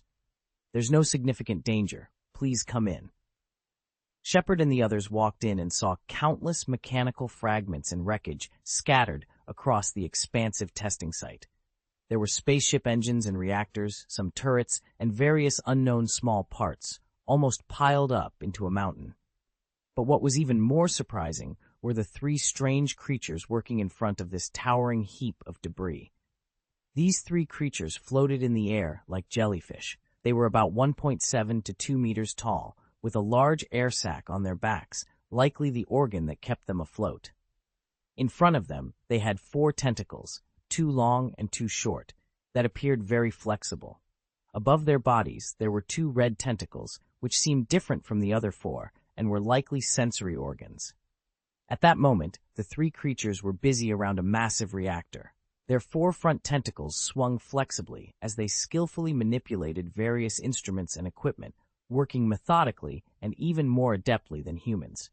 They were the Huragok, a race from the world of Halo. Known for their gentle nature and non-aggressiveness, they had no desire to harm anyone with their soft tentacles unless cornered. Additionally, these engineers had an immense love for any kind of machinery. As long as they have machinery in hand, they will almost ignore all the surrounding environment and devote themselves wholeheartedly to the analysis, research, and development of machinery. Moreover, they have long lifespans, extremely developed brains, strong curiosity, and mechanical talents akin to geniuses. 2 years ago, 1 year after the establishment of the Galactic Empire, Tang Xiao, the Grand Duke of Dawn, decided to awaken and start cultivating the engineer race, allowing them to join the Principality's engineering department. It was obvious that these engineers were very interested in the Endless-class super aircraft carrier. When they were at the base, they could often be found playing in the engine room and mechanical compartments inside the aircraft carrier. According to their conversations, they were particularly fascinated by the Forerunner technology in the Infinity-class super aircraft carrier's energy system. At this moment, one of the engineers was using his tentacles to pull out a strange corpse from the reactor device in front of him. This corpse belonged to another unknown race, whose name could not be identified. Seeing these corpses, Lieutenant General Hiru looked visibly displeased. He turned around and shouted, "What happened? Were these samples not processed when they were sent for inspection? Why did you let these corpses appear in the laboratory? What if contamination occurs?" No wonder he was angry. He had just learned from the data that the Shilu people were guarding against an infectious disease. As a result, the staff did not carefully examine the remains, which led to the possibility that virus-contaminated corpses had contaminated the laboratory. At this time, one of the engineers turned around and waved his 4 tentacles flexibly, as if gesturing in sign language. Simultaneously, the airbag on his back contracted violently, making a sound like a bellows. The scientist, who had just arrived, was evidently able to understand the sign language of the engineer and said, "Hasek said that these corpses are inside the reactor and exist as part of the reactor." Inside the reactor? Are they still using these organisms to generate electricity? Shepard asked. At this moment, an engineer in the middle floated over and approached Hiru. He turned around and quickly typed an article on the host next to him. This was Hasek, the engineer the scientist had just mentioned. Shepard's eyes were sharp. She saw these engineers growing countless tiny cilia from the tips of their 4 tentacles. Each cilium was responsible for one button. In just 1 minute, they had already typed a 2,000-word description. It would be great if a certain lens had this speed. Engineers do not have perfect language skills, so they primarily rely on sign language to communicate with other races or input directly into the host to be read. While Shepard was checking the report, Hasek seemed to be very considerate. He flexibly pulled out a cigarette from the cigarette box next to him, took out a lighter, and lit a cigarette for Lieutenant General Hiru. Seeing someone approaching, the other 2 engineers also stopped working. They took a piece of chocolate cake from the table next to them, rolled it up piece by piece with their flexible tentacles, and put it into their mouths. They seemed to be very happy eating it. Shepard looked at the brief report written by Hasek. Hasek said that these creatures are part of the reactor.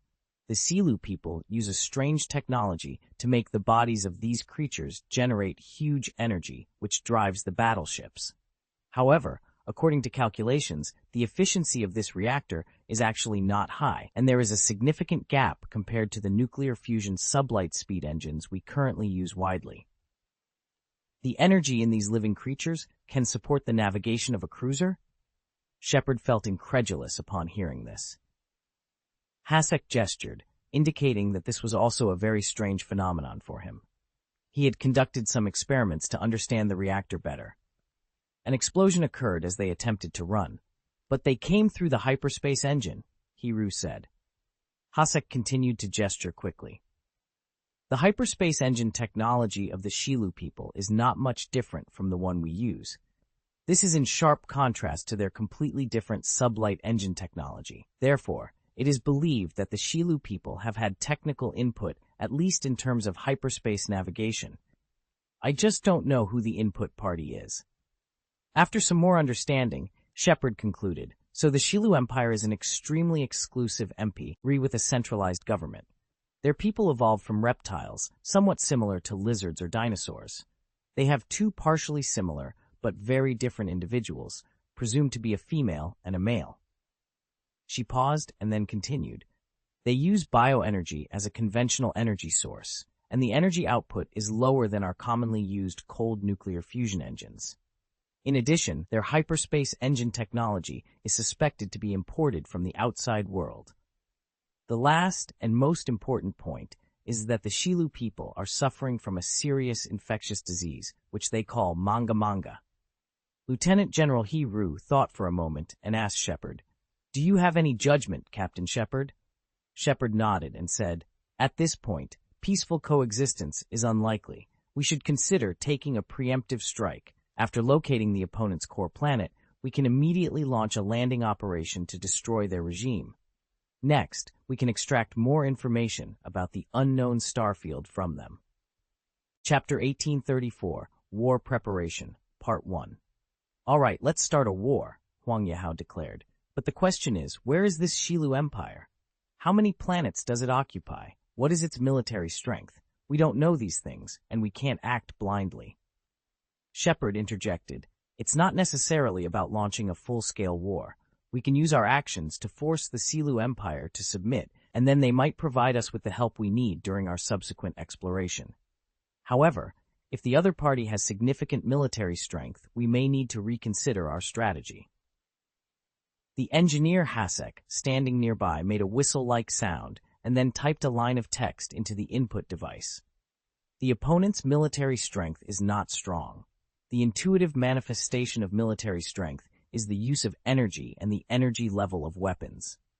The current model of their frigate does not have a high energy level. The energy output efficiency of the bioenergy reactor they use is not even as good as that of a nuclear fusion reactor, and it is incomparable to the antimatter reactor on our battleships. If that's the case, I think we can fight, Huang Yahao nodded. Shepard added, but our current mobility is still problematic. Even if the Eternal uses Forerunner technology, the hyperspace engine can be used in complex spaces, such as the unknown star field, but the distance of each jump cannot be too long, so the best way is to lure them out. Do you have any plans? Lieutenant General Haru asked. Just use that mangja, Shepard said in a deep voice. Since the Shilu Empire is very nervous about this thing, we will use their communication frequency band to send the news that mangja was discovered here. Use wide area communication to transmit. I believe they should be able to receive it. She turned to Engineer Hasek and asked, can we simulate the Silu people's communication frequency band? Hasek typed his response. It can be simulated, but accuracy cannot be guaranteed. Our understanding of the Silu people is very rudimentary. How about this? Huang Yahao clapped his hands. We don't need to send anything else. Just repeatedly send the word mangja. Shepard's eyes lit up. He nodded approvingly and said, good idea. Let's do it. Hasek immediately got to work. He floated to the other side of the table, quickly devoured his portion of chocolate cake, and then moved towards the hill-like pile of debris. They had already sorted out some usable parts, so Hasek began his assembly. Once again, everyone witnessed the super-genius performance of the engineer in the mechanical field. Hasek floated in front of the debris pile, his 4 tentacles dancing rapidly, picking up parts with amazing accuracy and strength, and then assembling them. The most astonishing part was when Hasek placed a tentacle directly on the host machine. Countless cilia protruded from the tentacle and penetrated deep into the host. The outline of the host machine became smaller at a speed visible to the naked eye as the internal parts were arranged and installed in a more efficient manner. In just 10 seconds, Hasek withdrew his tentacles and the host was completely assembled. In just a few minutes, 3 engineers used these parts to assemble a Shilu communication center. From the first time I met the engineer 2 years ago, I felt that sooner or later we would be out of a job, Cummings lamented. He was from Semmel's, and what Semmel's people excelled at was processing and manufacturing. Seeing the level of an engineer, he was naturally extremely shocked. The engineers connected the communication device to the energy system and began to repeatedly send the word mangja in wide-area communication. Sure enough, after more than an hour, the Eternal's powerful signal receiving system picked up a public frequency communication. The content of the communication. The inquiry was about the current location and the degree of infection of manga. However, the engineer did not provide a direct answer and instead kept repeating manga. We should prepare for battle immediately, Shepard said solemnly. Lieutenant General Haru nodded and issued an order loudly. The entire ship will immediately enter the first level of combat preparation. The escort battleships will take off immediately. The entire Eternal super aircraft carrier sprang into action. The spaceport hatch below the battleship opened, and one after another, the 575-meter-long Steadfast-class cruisers descended vertically. They then started their engines and formed an escort formation around the Eternal. A total of 5 Steadfast-class cruisers emerged from the spaceport, accompanied by 4 double-blade-class electronic warfare light cruisers. Shepard immediately left the bridge, returned to his frigate Normandy, and set off from the spaceport to join the combat formation. The Steadfast-class cruiser and the double-blade electronic warfare light cruiser were specifically developed to support the Infinity-class super aircraft carrier. The spaceport in the Endless-class super aircraft carrier can accommodate 10 battleships of approximately 500 meters in length, but there are strict requirements on the size of these battleships. Due to the compact space, long battleships must be installed precisely. Otherwise, a slightly wider warship would occupy the berths of 2 or even 3 warships, reducing combat effectiveness. Currently, the Navy of the Principality of Dawn uses Revenge-class destroyers and Apocalypse-class light cruisers, which are essentially long strips produced in the Homeland technology tree. However, these two types of warships have become outdated and are now used as local defense and escort fleets. Equipping the latest Endless-class super aircraft carrier with these outdated ships would be nonsensical. Therefore, Tang Xiao instructed the Trade Alliance to immediately start developing and building the Steadfast-class cruiser and the Double-Edge class electronic warfare light cruiser based on the technical experience accumulated from the development of the Endless-class super aircraft carrier. The Steadfast-class cruiser is 575 meters long, 124 meters wide, 112 meters high, and has a mass of 1.1 million tons. In the UNSC Navy database, it is classified as a heavy frigate, but in the Navy classification of the Principality of Dawn, it is classified as a cruiser. The most notable feature of the Steadfast class is the half-axis-based cannon installed at the front. This cannon does not use the original design from the database, but is equipped with the latest supermaterial electromagnetic gun from the Principality of Dawn. This supermatter electromagnetic gun was originally used on the Cole-class battlecruiser. After a series of technological developments, it has been miniaturized and transplanted from the 1,100-meter-long Cole class to the 575-meter-long Steadfast class. The supermatter electromagnetic gun has a standard diameter of 30 meters, and if the electromagnetic acceleration track is expanded, it can launch metal projectiles with a maximum diameter of 50 meters. The overall launch system is 220 meters long, occupying nearly half of the Steadfast-class frigate, and is extremely powerful. Additionally, the Steadfast-class cruiser is armed with 5 medium-sized turbolaser cannons, 6 electromagnetic rapid-fire point defense turrets, 6 laser point defense turrets, 2 groups of 30-unit missile launch arrays, and 1 nuclear bomb launcher for orbital bombing. This makes it a very typical gunboat with fierce firepower. The Steadfast-class cruiser is not only designed to equip the Infinity-class super aircraft carrier, but is also an excellent cruiser in its own right. While Tyron Heavy Industries' Minotaur-class heavy cruiser faces technical difficulties and has not yet been fully commissioned, the Steadfast-class cruiser stands ready to fill the gap. The Steadfast-class cruiser will provide the necessary backbone of firepower for the Dawn Principality fleet. Chapter 1835, War Preparation, Part 2. The Steadfast-class cruisers have now begun to appear in large numbers within the Dawn Principality army. Similarly, the Twin Blade-class electronic warfare light cruiser has also been introduced. This warship, measuring 372 meters in length, is equipped with a heavy laser cannon, 4 medium-sized turbolaser cannons, and 8 laser point defense systems. The Twin Blade-class cruiser boasts a powerful electronic interference system capable of creating an interference network that spans tens of thousands of kilometers. This network can disrupt the communication systems, radar systems, and fire control systems of all enemy ships within its range.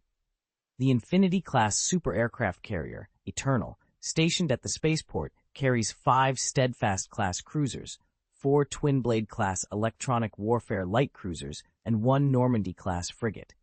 This combination forms a complete aircraft carrier combat formation. The Eternal combat formation began to blend into the asteroid belt. While the massive Eternal was too large to hide, the other battleships concealed themselves in the shadows of the asteroids, preparing for a surprise attack. The Shilu people have lost contact with 3 cruisers in this area. I believe they will be more cautious. They will either not come at all or arrive with a powerful fleet, Shepard said on the bridge of the Normandy. Nearly an hour later, pilot Jeff Morrow reported seriously, hyperspace fluctuations detected. A fleet is approaching. Enter stealth mode.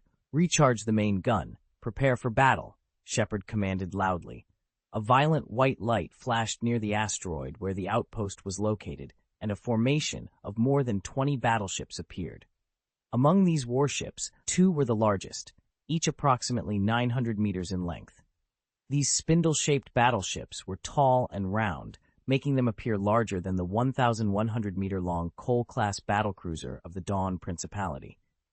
Additionally, there were 13 cruiser-class battleships, each 400 meters long, which were also half-spindle-shaped and looked somewhat comical, being short and stout.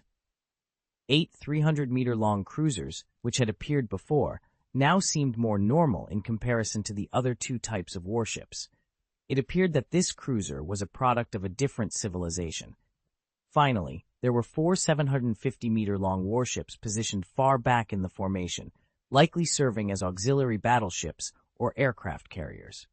Upon arrival, the fleet immediately noticed the enormous Eternal Super Aircraft Carrier. The combined size of their entire fleet paled in comparison to the 5,600-meter-long Eternal.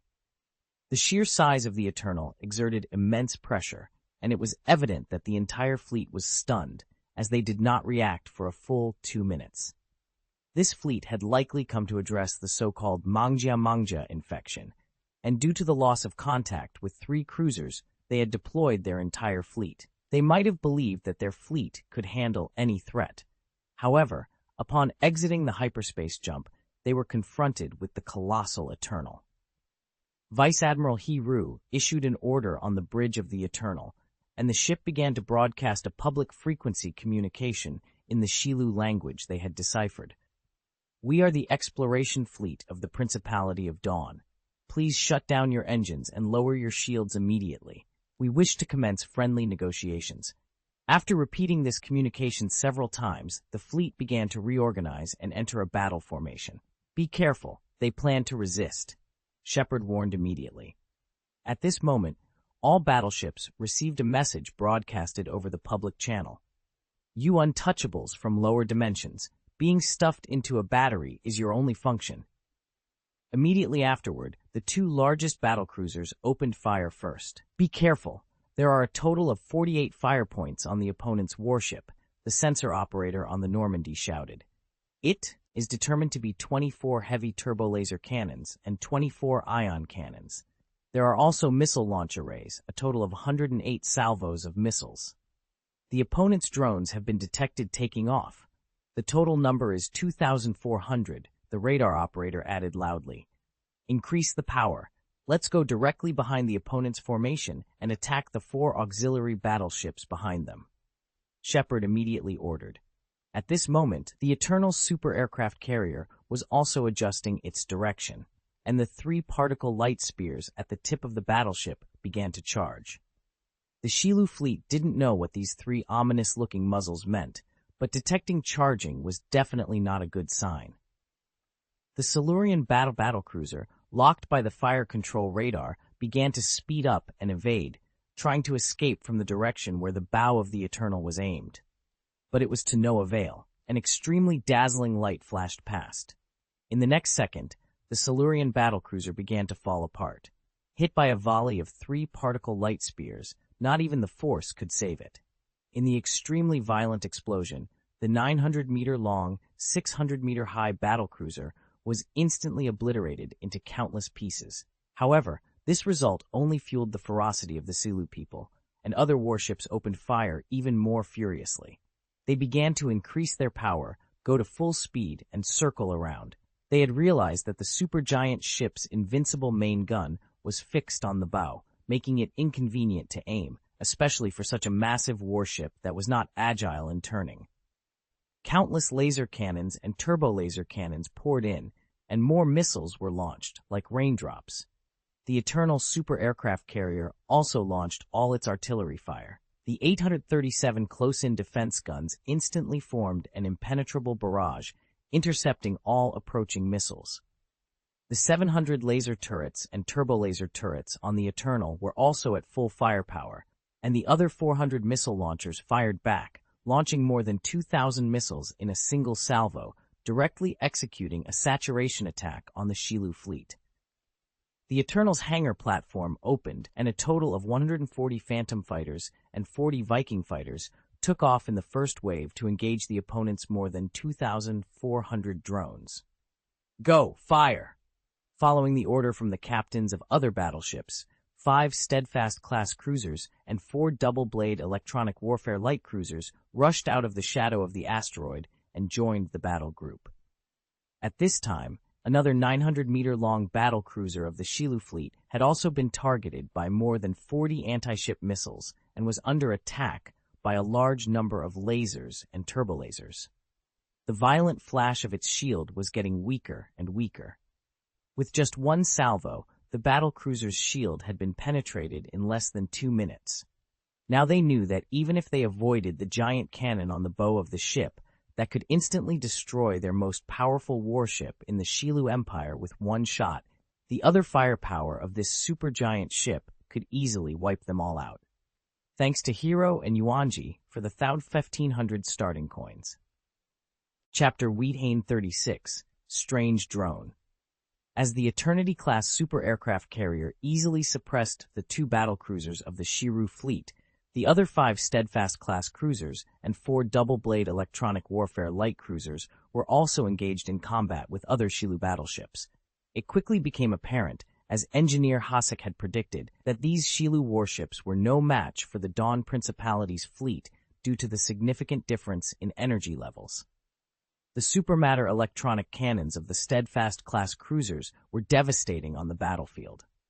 In contrast, the Xilu fleet's 400-meter class cruisers and 300-meter class light cruisers, though numbering nearly 20, were outclassed in terms of firepower and shields. Additionally, the 4 double-blade electronic warfare light cruisers provided fire support while deploying electronic jamming fields. The Eternal was not merely a display piece. During the battle, its 700 turbo-laser cannons and 400 missile launch arrays targeted the most strategic points within their range, ensuring each salvo was effective.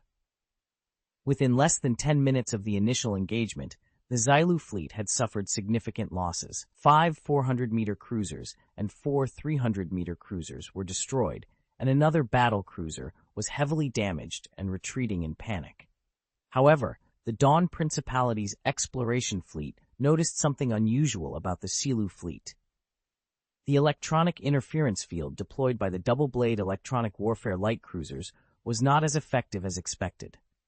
Despite the interference, the Xilu fleet maintained basic formation and communication, suggesting their systems were more resilient than anticipated. Moreover, the drones released by the Xilu fleet were peculiar. These drones, shaped like 3-dimensional rhombuses, approximately 2 meters in length, were difficult to track due to their high-speed maneuvers in space. Each vertex of these drones housed a laser cannon, allowing them to fire in any direction. When the Dawn Principality's fighter formation, consisting of Phantom and Viking fighters, engaged these drones, they immediately felt the threat. The drones, despite their fragile structures and low firepower, were numerous and coordinated, effectively suppressing the fighter formations and even shooting down more than 10 fighter jets. These drones could detect invisible units and moved with remarkable agility, working in unison to overwhelm their opponents. This situation was unprecedented, even during the Clone Wars. The most advanced V-Wing Alpha Holy Light fighters of the Galactic Republic Navy, despite their superior performance, could not achieve a decisive advantage against such coordinated drone swarms. It was astonishing that the Xilu people, a small and technologically inferior nation compared to the Principality of Dawn, had developed drones with such capabilities. However, it wasn't about the performance data of these drones, which were actually quite poor, but their effective deployment and coordination that made them formidable. Whether it is speed, firepower, protection capabilities, or even the basic signal reflection cross-section, the signal of the drone on the fire control radar is extremely clear.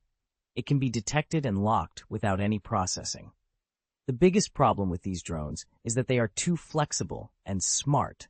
They don't behave like drones at all, but rather like a group of experienced pilots are flying them.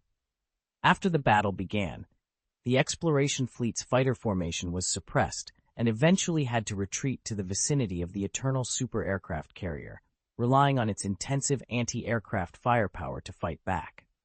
The Normandy was also affected by the conflict. Initially, the Normandy planned to stealthily attack the opponent's aircraft carrier, but was discovered by the opponent's drones. Shepard made a prompt decision and used the Normandy's speed advantage to conduct a large-scale detour, pulling it to the outskirts of the battlefield. They eliminated the pursuing drones and then launched a surprise attack on the opponent's 4 aircraft carriers. However, these Xilu drones followed the Normandy like shadows and there were hundreds of them. Densely packed lasers continued to shoot at the Normandy. Although these laser beams were not very powerful, they still caused effective damage to the Normandy's shield under repeated fire. "These drones are so annoying." Pilot Jeff Morrow complained while piloting the spacecraft to perform irregular evasions. The Normandy drew an elegant arc in space. At the same time, all the turrets on the battleship poured firepower towards the rear. Missiles and lasers were launched wildly to intercept the pursuing drones. Hundreds of Shilu drones were chasing after them in dense numbers, firing while dodging the incoming firepower. Their strange shape played a significant role because no matter what evasive position they were in, there was always at least one laser cannon that could fire at the Normandy. "Bastard!" Jeff Morrow cursed again, as in just 1 minute, the Normandy was hit by hundreds of laser beams and the shield energy began to gradually decrease. "These drones are like flies." "Are you sure these are drones?" The hoarse and low voice of Ghost Agent Sen Luo suddenly came from nearby. "What else could they be? Manned drones?" Jeff Morrow felt completely baffled. "I feel that there are painful souls among these aircraft," Sen Luo said slowly. Shepard, standing nearby, frowned as she felt something too. It was as if she could hear the painful wails and moans from those drones in the void. She pondered for a moment and then said, "Cancel the original battle plan and move closer to the Eternity. Avoid direct combat with the opponent's drones. Use long-range shooting. We will confront these Shilu warships head-on." "No problem." Jeff Morrow whistled and immediately steered the Normandy to turn again and fly towards the Eternity. Shrouded in a dense barrage of lasers and live ammunition, more than a dozen Shilu drones approaching were immediately torn to pieces. The Normandy had entered the Eternal's air defense circle. Chapter 1837, The Inhuman Crime. "General, the particle light spear has been charged." On the bridge of the Eternal, the adjutant reported to Lieutenant General Hiru. "Don't shoot. Keep the battlecruiser on the opposite side in check," Hiru commanded, waving his hand. "This ship is moving forward. Just attack it." He could clearly see that the battle had entered a decisive stage. The Silu fleet was completely unable to resist. No matter how powerful the Silu people's drones and communication systems were, and no matter how strange their tactics appeared, they could not directly influence the outcome of the battle. After other warships and fighter formations in the exploration fleet noticed the power of the opponent's drone swarm, they all moved closer to the Eternal, forming a defensive formation. According to Lieutenant General Hiru's command, they each performed their duties and were responsible for one direction. These warships served as the Eternal's outer air defense circle, making it impossible for the opponent's drones to attack. To put it bluntly, even if the more than 2,400 drones launched by the opponent were allowed to continuously attack the Eternal, it was estimated that they would not be able to cause much damage to the ship until next year. After all, those drones were micro-drones, each only 2 meters in length. They could carry only so much firepower and could not cause significant damage to the capital ship. However, the threat posed by the Eternity super aircraft carrier to the Shilu people's warships was real. The 3 particle light spears on the bow of the Eternal had been charged but not fired, serving as a constant reminder to the Silu that they could be destroyed at any moment. Even without using the particle light spears, the extremely powerful firepower carried by the Eternity was unmatched by the Shilu fleet. Coupled with the fire support of the Steadfast-class cruiser and the Double-Blade-class light cruiser, the Shilu people's warships were destroyed one by one, leaving them completely unable to resist. Their final struggle was to let the remaining drones attack the powerful air defense circle built by the Eternal. More than 2,000 drones rushed towards the Eternity like moths to a flame. However, under the attack of the outer anti-aircraft firepower of the surrounding warships and the dense close-range anti-aircraft fire of the Eternal itself, they were soon wiped out. They had the advantage when facing Phantom fighters and Viking fighters before, but they had no resistance at all when faced with the towering giant Eternal. About an hour after the battle started, the overall situation was decided. All more than 2,000 drones in the Shilu fleet were destroyed. 1 battlecruiser had been blown to pieces, and another was dying and floating sideways. There were 6 other 400-meter cruisers and 8 300-meter light cruisers left, all of which were seriously damaged. The 4 aircraft carriers had not been attacked too much, but what could they do without their carrier-based aircraft in front of a fully armed fleet? Particle light spear. A turret fires a warning shot, then ask the opponent to surrender on the public frequency again. Hiru said seriously. One of the 3 particle light lances on the bow of the Eternal, which had been charged long ago, opened fire immediately. The spiraling beam was launched instantly, shooting past the opponent's only remaining battlecruiser. Even without a direct hit, the powerful energy attached to the particle light spear directly melted a large piece of the outer armor of the battlecruiser whose shield had been damaged. Stop the engines, lower the shields, and surrender immediately. The electronically synthesized Silu language began to play continuously over the public channel. But this time, in the face of the overwhelming power of the exploration fleet, especially the Eternity, those Shilu people who had shown extremely xenophobic and cruel characters from the very beginning of their encounter had no choice but to comply. The contact finally chose to give up. One by one, the warships shut down their engines and lowered their shields. Well, actually, until now, they had no shields to lower. The hangar platform of the Eternal opened. Huang Yehao and Cummings led the soldiers of the Fourth Army, along with more Marines, onto the transport ship. They approached the Shilu warship and entered through its open door, heading straight to the bridge to capture their commander. Huang Yehao took 100 Fourth Army soldiers and 1,000 Marines on 10 transport ships and flew to the Shilu people's largest battlecruiser. After parking at the hangar platform, they saw hundreds of Shilu people looking at them blankly. Huang Yehao frowned. He noticed that these Silu people seemed to be smaller and thinner, which their previous anatomy research suggested were female Silu. They still resembled velociraptors or lizards, with beak-like mouths, short and flexible forelimbs, well-developed lower limbs and tails, and dense scales. "This doesn't seem right," Huang Yehao muttered. "Either these Shilu people gather all their women and use them as labor, or there are other situations, a subrace or a subordinate race." The Marine Corps immediately took control of the scene, gathering all the Silu people together. They left a few to lead the way, while the rest were asked to leave the hangar platform and squat inside the warehouse. The 1,000 Marines were divided into 10 groups to control each cabin of the battleship. Huang Yehao himself led the most elite soldiers of the 4th Legion towards the bridge. As they entered the corridor, something suddenly happened. A turret suddenly protruded from the ceiling of the corridor. It fired a strong current, hitting the leader of the Selu directly. He screamed in extreme pain, struggled for more than 10 seconds, then fell to the ground, smoke billowing from his body. He was already dead. Huang Yehao quickly destroyed the turret with a burst of fire, which also served as a warning for him. He drove the Silu people to explore the way ahead, and through the translation of the universal tool, he asked them to take him to the bridge. One of the Shilu people timidly gestured and told Huang Yehao that they were not qualified to go to the bridge.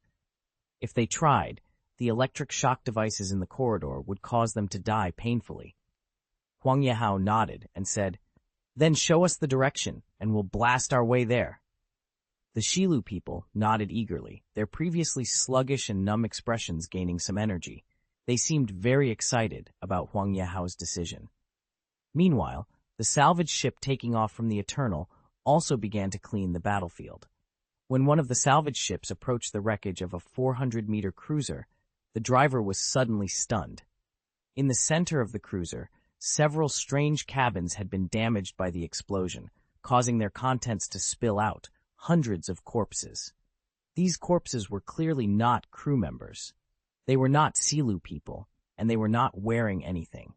Even more terrifying, these corpses were withered, their postures painful and twisted, and most had various tubes inserted into them. Chapter 1838, Evil Technology, Part 1. The horrific sight immediately stunned the pilot of the salvage ship. He quickly reported his findings to the ship. However, this was not an isolated case. A large number of such terrifying cabins were found in all the Xilu spaceships, and these cabins were also filled with corpses. At the same time, the Marine Corps led by Huang Yehao also came across such a cabin. He couldn't help but notice it because it was so strange. There were more than 40 such cabins on this battlecruiser, arranged side by side in a long corridor below the center of the battleship, occupying a large area. Each cabin was about 20 meters long and more than 50 meters high. A large number of cables connected to the outside of the cabin, and powerful lightning occasionally flashed across it. What are these places used for? Huang Yehao frowned and asked the Pilueg man next to him. The Puek are a subsidiary race of the Xilu. They are similar in appearance to the Xilu, but lack the tentacles from deep inside the nasal cavity. They also have a third eye and are shorter and thinner. They claim to have originated from a different planet, but were enslaved by the Xilu long ago and have been their eternal slaves since then. This is a battery, the Puek man said, lowering his head. Their body structure cannot produce the letters of the Galactic Common Language, so their communication with Huang Yehao relied entirely on the translation of a universal tool. Battery? Huang Yehao felt something was wrong. He had participated in the previous dismantling of the Xilu warship and had seen the corpses dragged out from the wreckage. Open the cabin. This is controlled from the bridge, the Puek man whispered. Let's go. Huang Yehao waved his hand without saying much. As they made their way towards the bridge, gunshots began to be heard from other parts of the battleship. It seemed that some stubborn elements were exchanging fire with Marines from other units. However, there was no news of anyone asking for help, indicating that their progress was still smooth. When they arrived at the bridge entrance, they saw that the thick metal automatic door was half open, only allowing one person to enter or exit at a time. Huang Yehao smiled coldly, immediately understanding the Xilu's plan. If the gate was fully closed, it would definitely result in a turbo-laser cannon. But if it was fully opened, it seemed a little too easy, so they left it halfway to see if they could take advantage of it. Do what we should do, brothers, Huang Yehao said calmly. Flash bomb? A 4th Legion soldier next to him asked. No, they don't deserve it, Huang Yehao replied, looking at the large metal door that was more than 6 meters high. He made a gesture, and several 4th Legion soldiers beside him flicked their wrists. The universal tool immediately turned into an energy shield, and they rushed towards the hatch at the same time. One soldier jumped up high and kicked, leaping directly over the hatch. Another soldier slid and shoveled on the ground while another leaped away. One even used his strength to jump up, sprint a few steps on the bulkhead, and enter directly from a position of 6 meters. It was almost like flying over the wall. At that moment, 5 soldiers rushed in from the narrow hatch at the same time. Explosive energy beams were fired from inside the bridge, but they couldn't hit the warriors. They were all blocked by the energy shield. At the same time, there was a burst of intensive gunfire from the bridge. Huang Yehao walked directly through the door without even trying to avoid it. By this time, there were no more explosive beams fired from inside the bridge, which was still trying to resist with the last trace of illusion.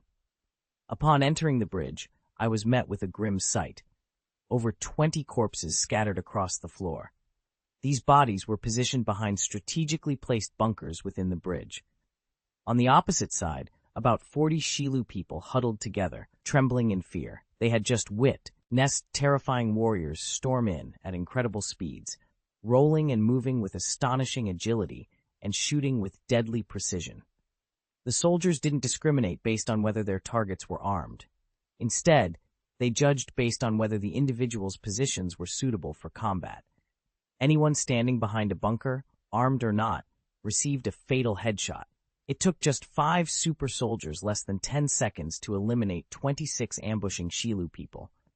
The sheer lethality of these soldiers was beyond the Xilu people's wildest nightmares. Faced with such superhuman opponents, all they could do was tremble in fear. Huang Yehao stepped forward, raised his hand, and demanded, "Who is the captain? Stand up." His words were translated and broadcast by the universal tool on his wrist. A Xilu man in a yellow uniform stepped out and nodded, "I am the captain." Huang Yehao scrutinized him. The The Shilu people resembled velociraptors, standing about 1.8 meters tall, with long tails, brown or green scaly skin, and beak-like mouths. Their most distinctive feature was the two red tentacles protruding from their nasal cavities, which dangled flexibly. "Very good. Have all your crew members surrender immediately, and then follow me," Huang Yehao commanded, waving his hand. The Shilu captain, terrified by the battleship and the soldiers, complied without hesitation. The previous defiance had vanished, replaced by sheer fear and obedience. "Also, open the hatches of those batteries," Huang Yehao added, recalling the cabins they had passed earlier. The Shilu captain hesitated, glancing between Huang Yehao and the cowering Piake people behind him, as if contemplating something. Huang Yehao pressed his pistol against the captain's nostril and coldly stated, "You should know that I am not negotiating." The Shilu captain finally relented. He spoke to a technician in their native language, who then approached the console, entered a password, and pressed a button. Immediately, the battleship's lighting went out, leaving only the red emergency lights. "It's done. It's done," the Shilu captain stammered. "Without the battery, the battleship will lose its energy supply." "Let's go and have a look," Huang Yehao nodded. They returned to the row of strange cabins. With the doors now open and the main lighting off, the emergency lights provided just enough illumination for Huang Yehao to see inside. What he saw made his pupils contract in shock and anger, his breathing becoming labored. The cabins were packed with people, all naked and restrained by metal tools, unable to move. Numerous tubes were inserted into their bodies, some even directly into their heads. They were clearly alive, writhing in pain as waves of electric current coursed through the metal devices, causing them immense suffering. What was even more horrifying was the diversity among the captives. There were many Piake people, but also individuals from various other races, including humans. Chapter 1839, Evil Technology, Part 2. Seeing the horrific scenes in these cabins, Huang Yehao's expression changed drastically. Even though he had seen the corpses pulled out by the engineers from the battleship during the dismantling, there were not many corpses in those 300-meter light cruisers, and the scene was not as shocking as this.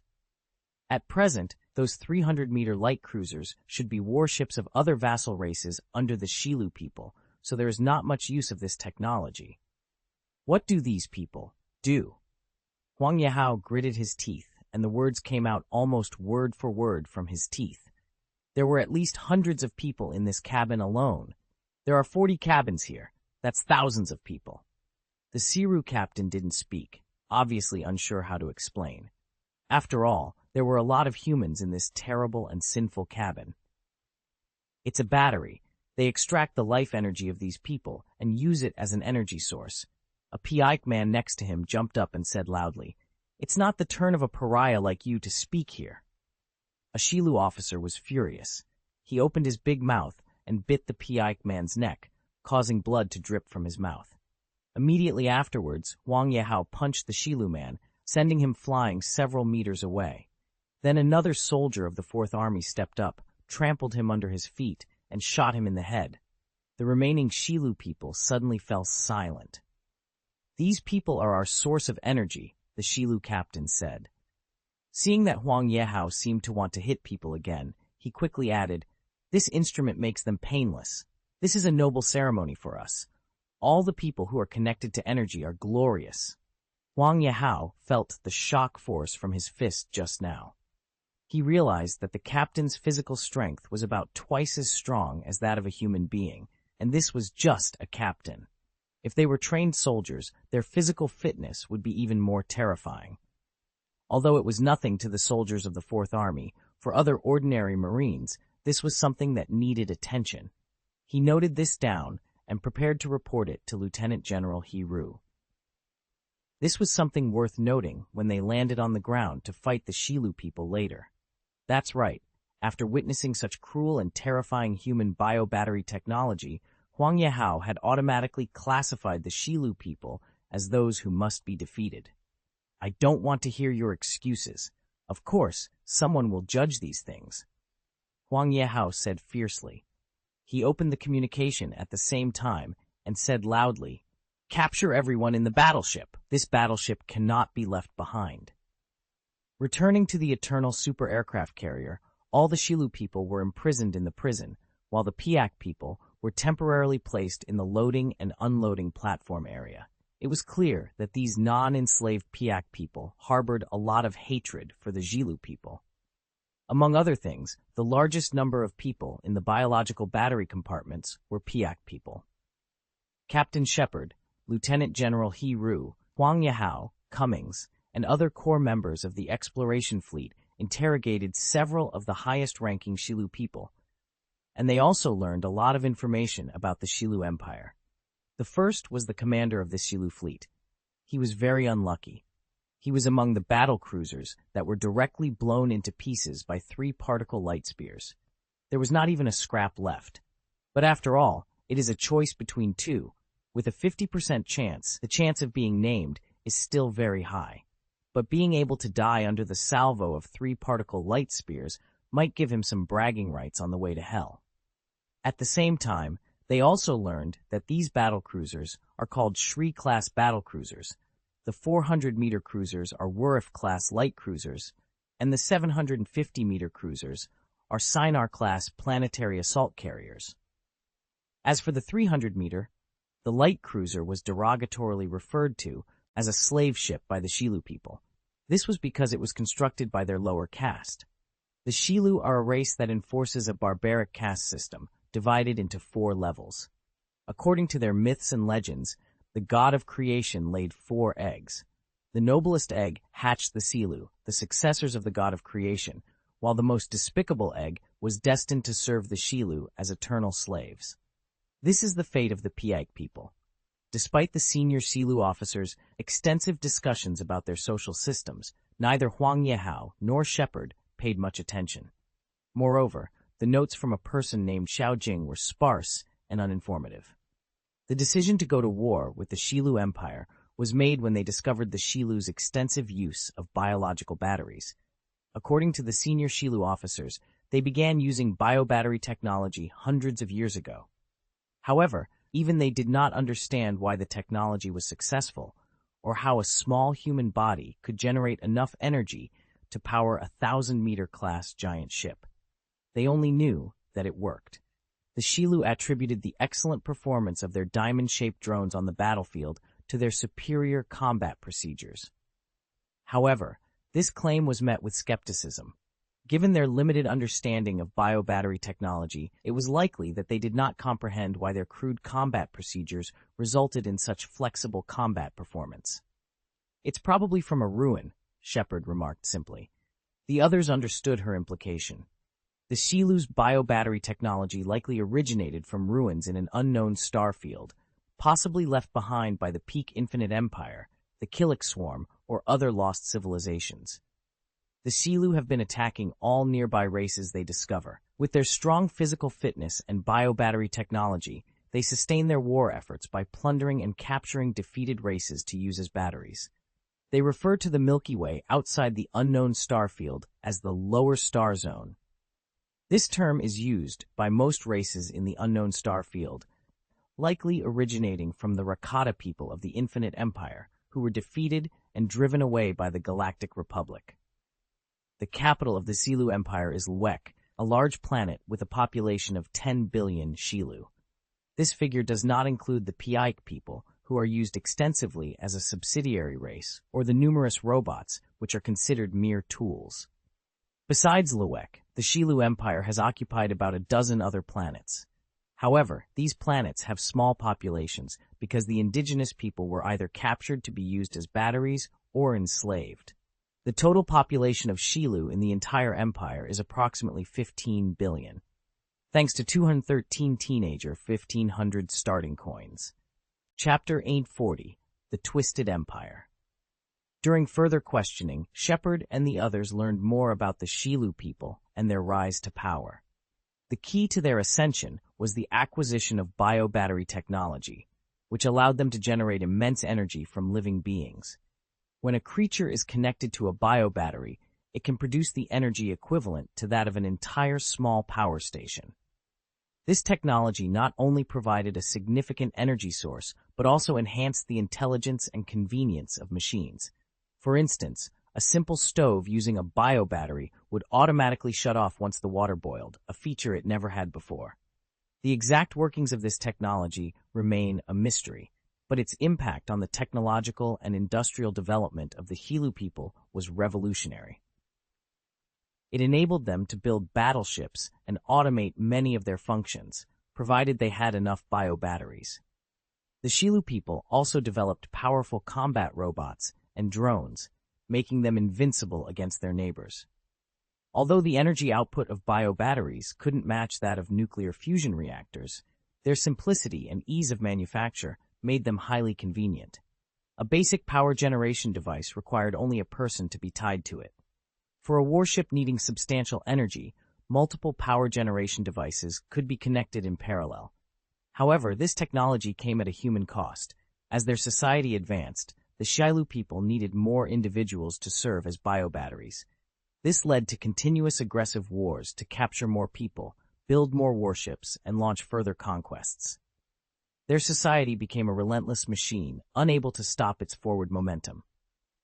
If they ceased their aggression, their civilization would lack the energy to sustain itself.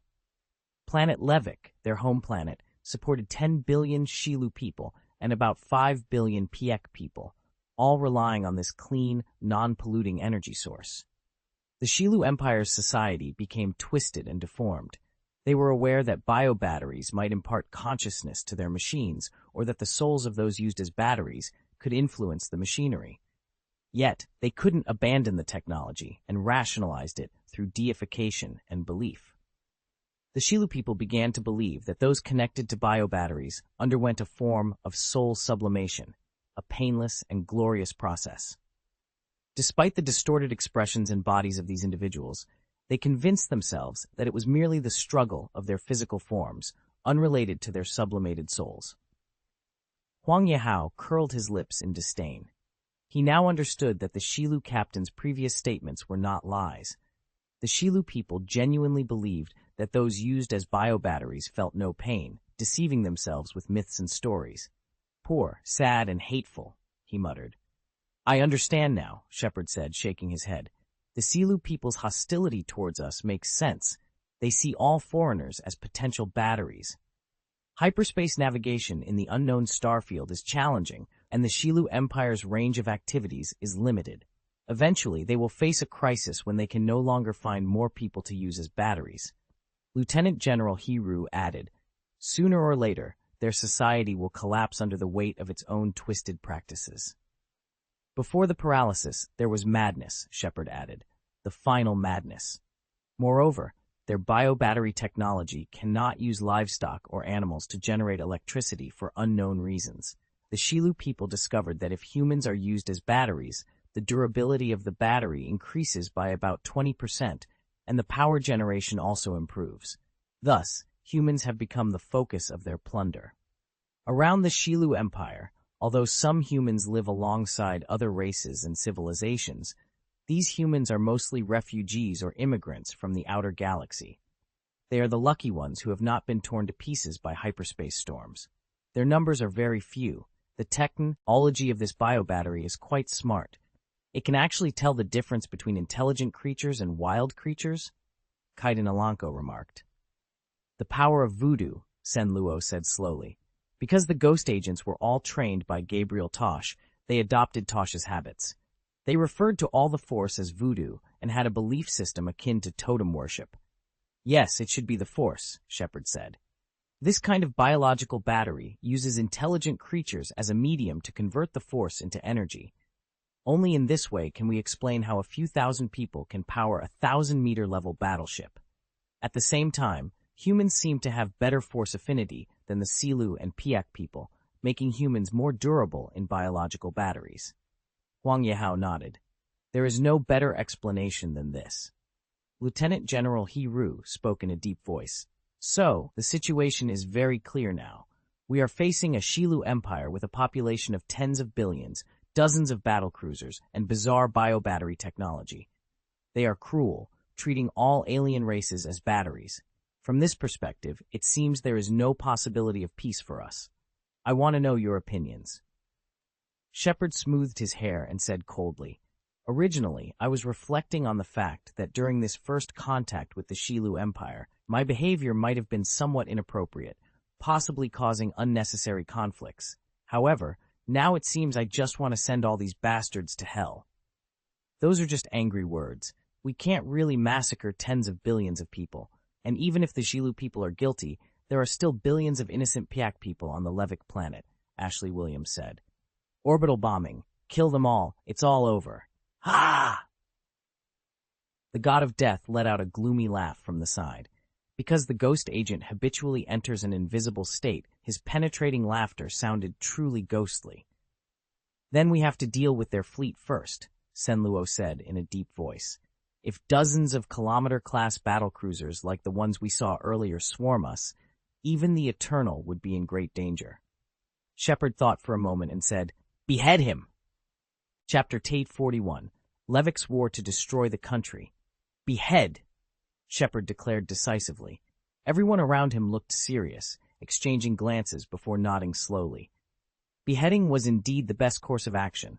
A head-on confrontation was not advisable. Even the Eternal super aircraft carrier couldn't handle the Xilu Empire, which boasted dozens of Shirui-class battlecruisers. Additionally, large-scale orbital bombing to create a massacre of tens of billions was also undesirable. While the Xilu people had no moral bottom line, the Dawn Principality did. We can mobilize the Piak people to stand up and resist.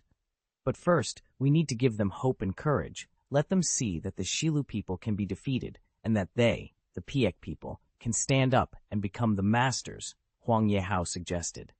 His extensive combat experience, including on the Maristal planet, had given him a thorough understanding of war.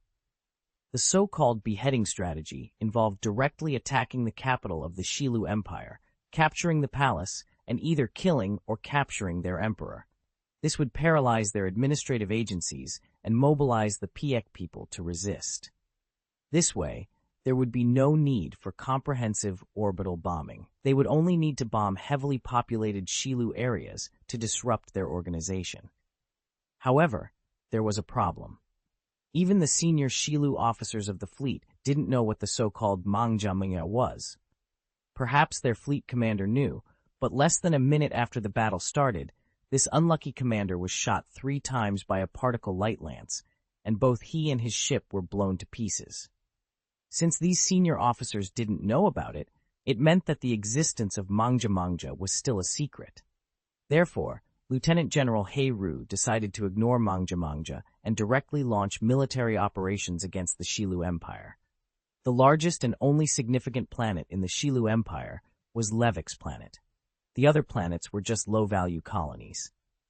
After annihilating the fleet, the coordinates of Levic's planet naturally fell into the hands of the Dawn Principality's exploration fleet. The only problem was that performing an accurate hyperspace jump in an unknown star field was very difficult. When the Normandy first explored the Xilu outpost, the Eternal was able to jump over quickly because the Normandy sent its own data. Even so, the Eternal almost collided with the Normandy during the jump. Fortunately, it didn't hit the Normandy, but instead collided with a Xilu light cruiser that was chasing it. This problem could be easily solved. Lieutenant General He Ru immediately ordered the engineering team on the Eternal and Engineer Hasek to go to the Siri-class battlecruiser to quickly repair the somewhat damaged navigation system. The battlecruiser's navigation system would then perform the jump calculation and send the results back to the Eternal. For an engineer, this job was not difficult. While everyone was interrogating the Xilu officers, the 3 engineers had already dismantled, installed, and dismantled the machinery on the Xilu warship several times, gaining a deep understanding of the Xilu's mechanical structure. The navigation system of the Xilu people also used biological battery technology, making it very fast and flexible. It could often draw inferences from one example, and its efficiency was faster than the superhost on the Eternal, which was much faster than the paper data. It was because of this that the Xilu could launch aggression wantonly in the unknown star field. Otherwise, a normal navigation computer would not suffice. At their current level of technology, they wouldn't even be able to fly out of the planetary system where Levic is located. At the same time, Lieutenant General Hiru ordered that all captured Xilu warships be immediately destroyed by gunfire. The Silurian battlecruiser, which was conducting navigation calculations, was also rigged with time bombs. They had no intention of using this anti-human, anti-society, and anti-civilization biobattery technology. Once the navigation calculations were completed, the results were sent to the superhost of the Eternal Super Aircraft Carrier. These results were only valid for 5 minutes. After that, the jump window would be missed, necessitating a recalculation for another path. However, the Eternal was fully prepared, and its hyperspace engine had completed its warm-up. Thanks to Forerunner technology, the Eternal's hyperspace jump could ignore the mass trap in the hyperspace channel to a certain extent. This advancement allowed the Eternal to have better hyperspace maneuverability than other warships in the unknown star field. A burst of white light flashed, and the enormous body of the Eternal disappeared into the universe in an instant. 10 minutes later, an extremely violent explosion erupted inside the last remaining dilapidated Xilu battlecruiser, blowing it into countless pieces. Planet Levick. Levick is a planet with a diameter of approximately 14,500 kilometers, located in the unknown star field. It is the fourth planet in the Seacot system. Levick boasts a suitable climate, rich resources, and no extreme landforms, making it a nearly perfect Gaia planet. This unique environment has been a crucial factor in the development and growth of the Xilu people. With the continuous expansion of the Xilu Empire, the area around Levick has become unprecedentedly prosperous. Hundreds of large and small space stations and spaceports surround the planet. Numerous spaceships fly around, collecting data and transporting resources back to the planet. However, at this moment, the entire planet is entering an unprecedented state of war readiness. Martial law was immediately declared, and all spaceships were ordered to return to the spaceports. They did not dare to continue cruising in outer space, as they would be killed without mercy. The fleet sent by the Xilu Empire to patrol the outer control area and eliminate potential threats was suddenly attacked and completely annihilated. This news was sent back to the planet Pallas, although the signal was severely distorted by electronic interference and the chaotic radiation of the unknown star field. Despite this, the minimum message was interpreted. An entire fleet had been annihilated, making it almost certain that the capital of the Xilu Empire would be attacked. The supreme ruler of the Xilu Empire, Grand Shriftut, issued an order for all imperial fleets to return to planet Levick in preparation for the impending invasion. Chapter 1842, Levick's War to Destroy the Country 2. The home planet of the Xilu Empire, Levick, is a world of grandeur and power. At its heart lies the capital, and within it, the magnificent Kreenock Palace. This palace is not just a residence, it is the true core of the Xilu Empire and the home of its ruler, the Great Sirituk. However, calling it a palace might be misleading.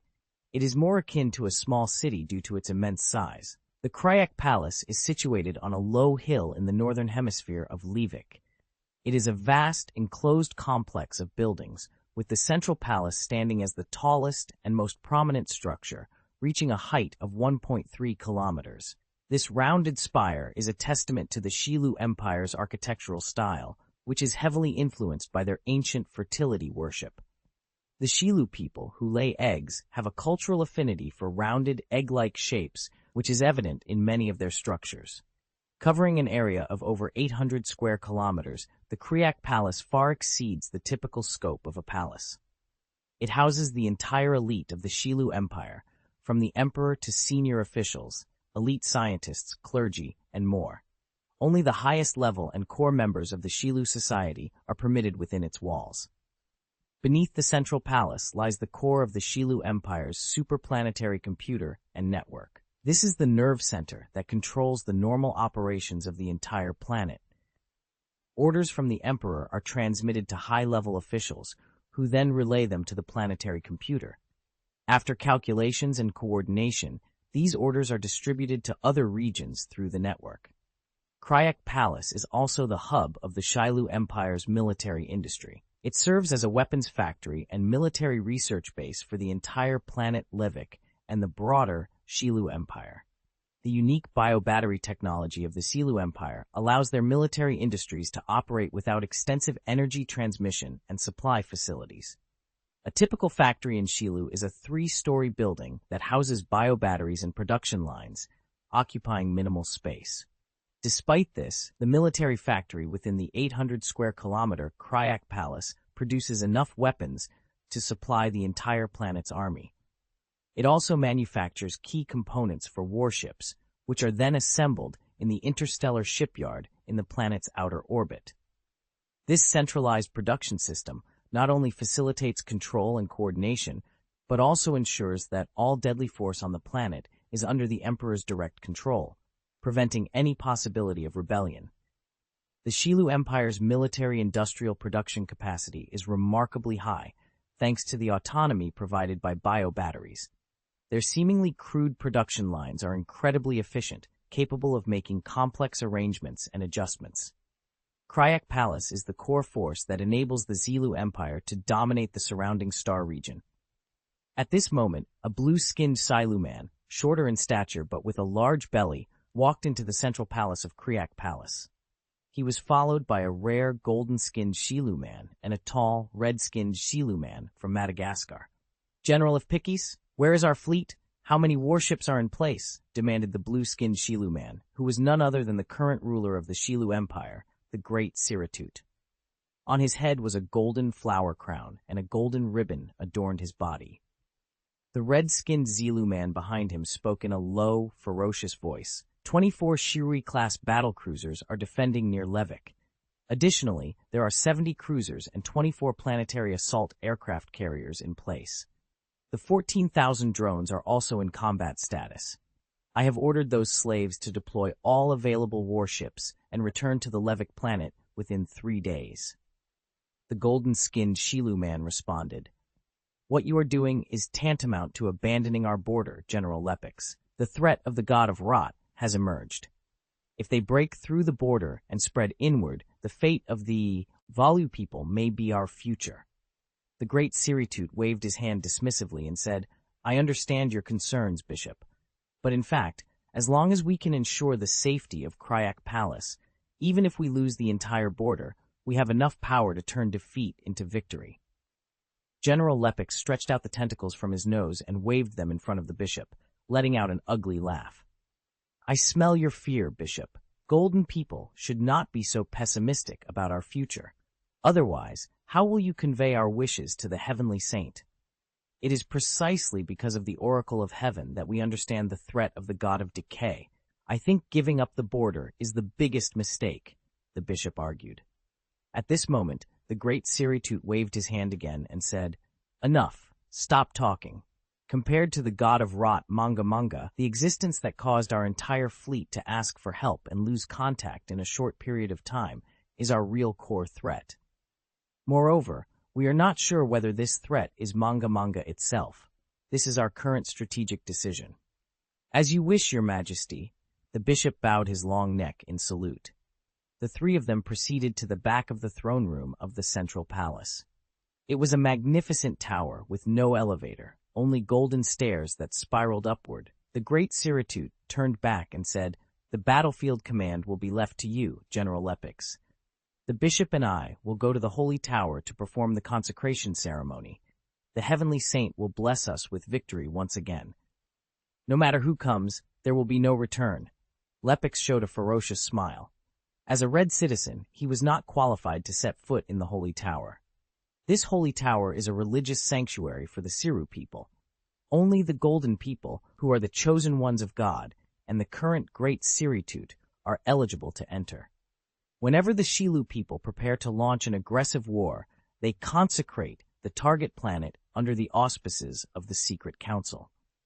Once the ceremony is successful, it means that the Heavenly Saint agrees to include the target planet into the territory of the Xilu Empire, and the Xilu people will launch an attack according to the will of God. In addition to the myths and legends among foreigners, the caste system of the Xilu people is also reflected in their skin color. The blue-skinned people are the highest caste. They are generally shorter in stature, with relatively larger heads, and are often destined for high positions by birth, usually as leaders and politicians. The ruler of the Xilu Empire, the Great Siritut, is often selected from the blue caste. The Xilu Empire has an emperor-electing system. The empire has two major departments: the Secret Council, a religious institution, and the Council of Elders, an administrative institution. The Conclave and the Council of Elders are responsible for selecting rulers based on electors, and Siritut the Great is the title of the current ruler. At the same time, the Secret Council and the Council of Elders also hold legislative and executive power, dividing the rights of the Great Siritut to avoid the emergence of a foolish king who would lead the empire into ruin. The other caste is the Golden People. These golden-skinned individuals, the Xilu people, are extremely rare and primarily handle religious affairs. They claim to be God's chosen people, qualified to receive oracles from the heavenly saint. There are also the Yellow people, who have more developed brains and are mainly engaged in scientific research. They are responsible for maintaining the biological battery system, which is crucial to the Xilu Empire. Next are the Red people, who are tall and powerful, generally serving as warriors and commanders. The Green people, of average build, typically work as laborers and form the largest group of grassroots soldiers in the army. Although they are not qualified for management positions, they still have citizenship rights within the Xilu Empire. Finally, there are the brown slaves. These brown-skinned Xilu people are lowly slaves, with a social status slightly better than subordinate races like the Piak people. However, they are often used as expendable cannon fodder. Unlike the Piak people, brown slaves are not typically used in biological batteries unless there is an emergency. There is another caste, the Black people, but they are rarely seen. Encountering these black-skinned Xilu people is akin to a death sentence, as they are elusive and the most terrifying killers. The 6 major castes, 2 major institutions, and the emperor-electing system constitute the political framework of the Xilu Empire. Admiral Lepiux walked briskly in the opposite direction of the central palace, exiting the throne room. A group of fully armed red soldiers, always on standby, followed him. Order all fleets to gather in synchronous orbit above the Kryak Palace to meet the enemy and ensure the 4 armed space stations operate normally. General Lepiux commanded as he walked. In addition to the fleet, the entire planet's military must prepare for battle. The green troops should remain in their combat readiness positions at the garrison. All other red troops advance towards the Kryak Palace. Understood. A red warrior let out a unique Xilu roar to signify his understanding, then left the team to make the necessary arrangements. Lepiux continued out of the central palace and arrived at an annex building on the west side. This building, equipped with a massive antenna and radar system, served as the command center of the Xilu Empire's army. In the middle of the command center, a map of the entire Xilu Empire territory was projected. 12 other planets, marked as colonies of the Xilu Empire, were displayed, along with over 100 outpost markers. However, more than 10 of these outposts were marked as out of contact. "What's the current situation?" Lepiux asked his adjutant. The Ninth Fleet was previously tasked with patrolling the K-441 star field. They discovered that one of the patrol fleets lost contact at this outpost. The adjutant pointed to an outpost on the east side of the Empire's star map. Shortly after, the Ninth Fleet sent a distress signal, but it was heavily interfered with, and then we lost contact completely. In other words, the enemy is heading in this direction. Lepiux traced a line from the outpost on the east side of the star map towards Levik's planet. Strengthen the alert in this direction. In other areas, leave only 5 slave fleets to patrol. All of our Siri-class battlecruisers must return to Levik planet to fight. But in this case, the adjutant hesitated, looking at the lost outposts marked on the map. General Lepic glanced at the star map, feeling a twinge of embarrassment. These directions are likely being infiltrated by the God of Rot. A few slave fleets may not be enough to stop them. Don't worry about the God of Decay. Our top priority is to protect the capital. Strengthen scanning and monitoring in this direction, and dispatch reconnaissance ships, Lepic commanded. Hiss! Hiss! 2 more tense days passed. The Xilu Empire used the rotation period of Levik's planet to determine the length of a day, which was about half longer than the standard day in the Milky Way. During this period, General Lepik sent dozens of slave warships to patrol the surrounding star areas, searching for any signs of the invaders. Meanwhile, in the holy tower atop the central palace, the consecration ceremony, presided over by the great Siratut and the bishop, was ongoing. The muttering of blessings and chanting echoed through the broadcast at the top of the holy tower. Combined with the lights and effects arranged on the tower, the entire ceremony appeared extremely sacred. The consecration ceremony continued without pause for 2 days. General Lepik had rarely seen a consecration ceremony last so long, yet the invaders had still not arrived. One by one, the Xilu Empire fleets that had been dispersed to other areas for guarding returned to Livik's planet. The number of Shirui-class battlecruisers around the planet increased to 41, including 62 Yurifu-class cruisers and 44 300-meter-long slave warships.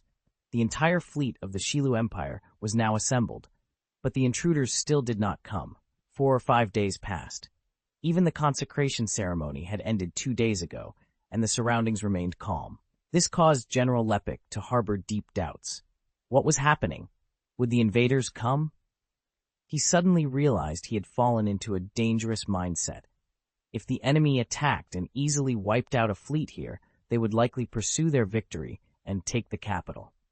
But what if they didn't come? Chapter 1843, Levik's War to Destroy the Country 3. While the people of Xilu were panicking on the capital planet Levik, the Eternal Super Aircraft Carrier was hovering quietly in an uninhabited galaxy, just 4 seconds away from Levik.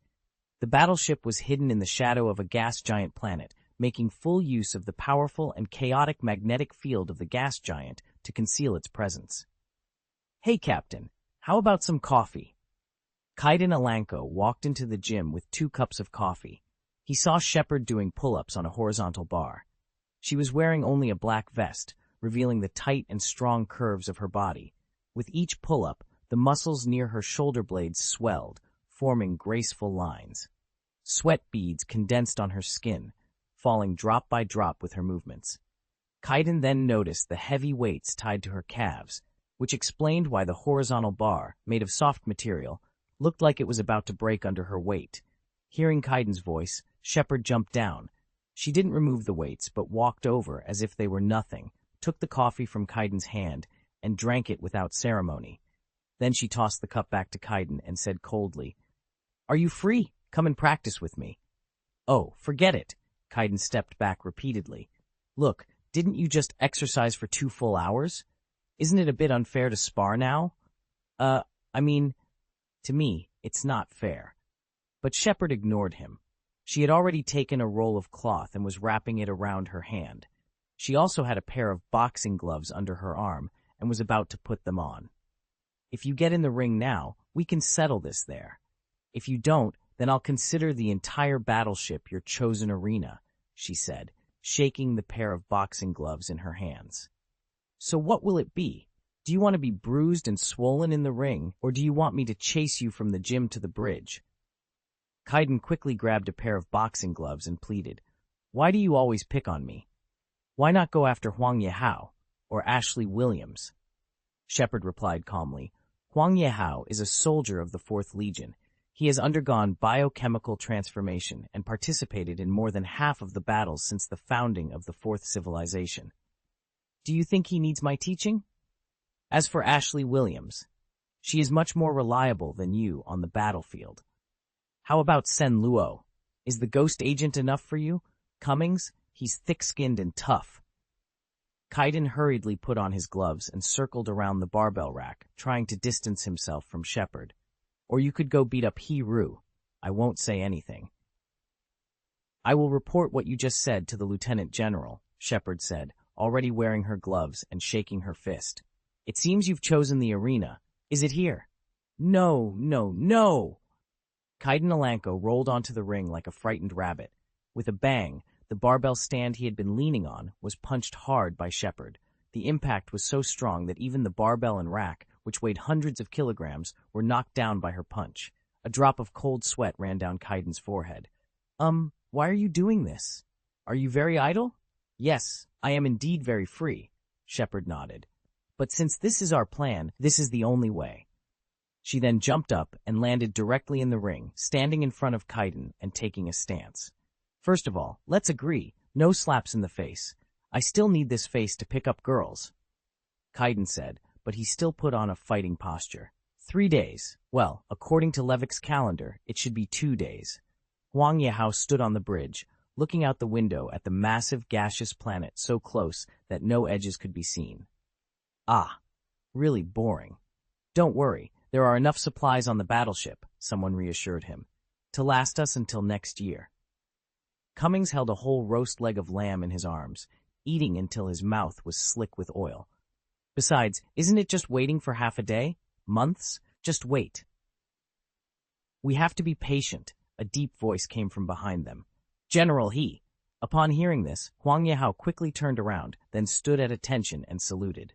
Lieutenant General He Ru, holding a glass of juice, walked over with a relaxed expression and said, "There is no need to be so formal. Your 4th Army Corps is qualified not to salute anyone except the Grand Duke."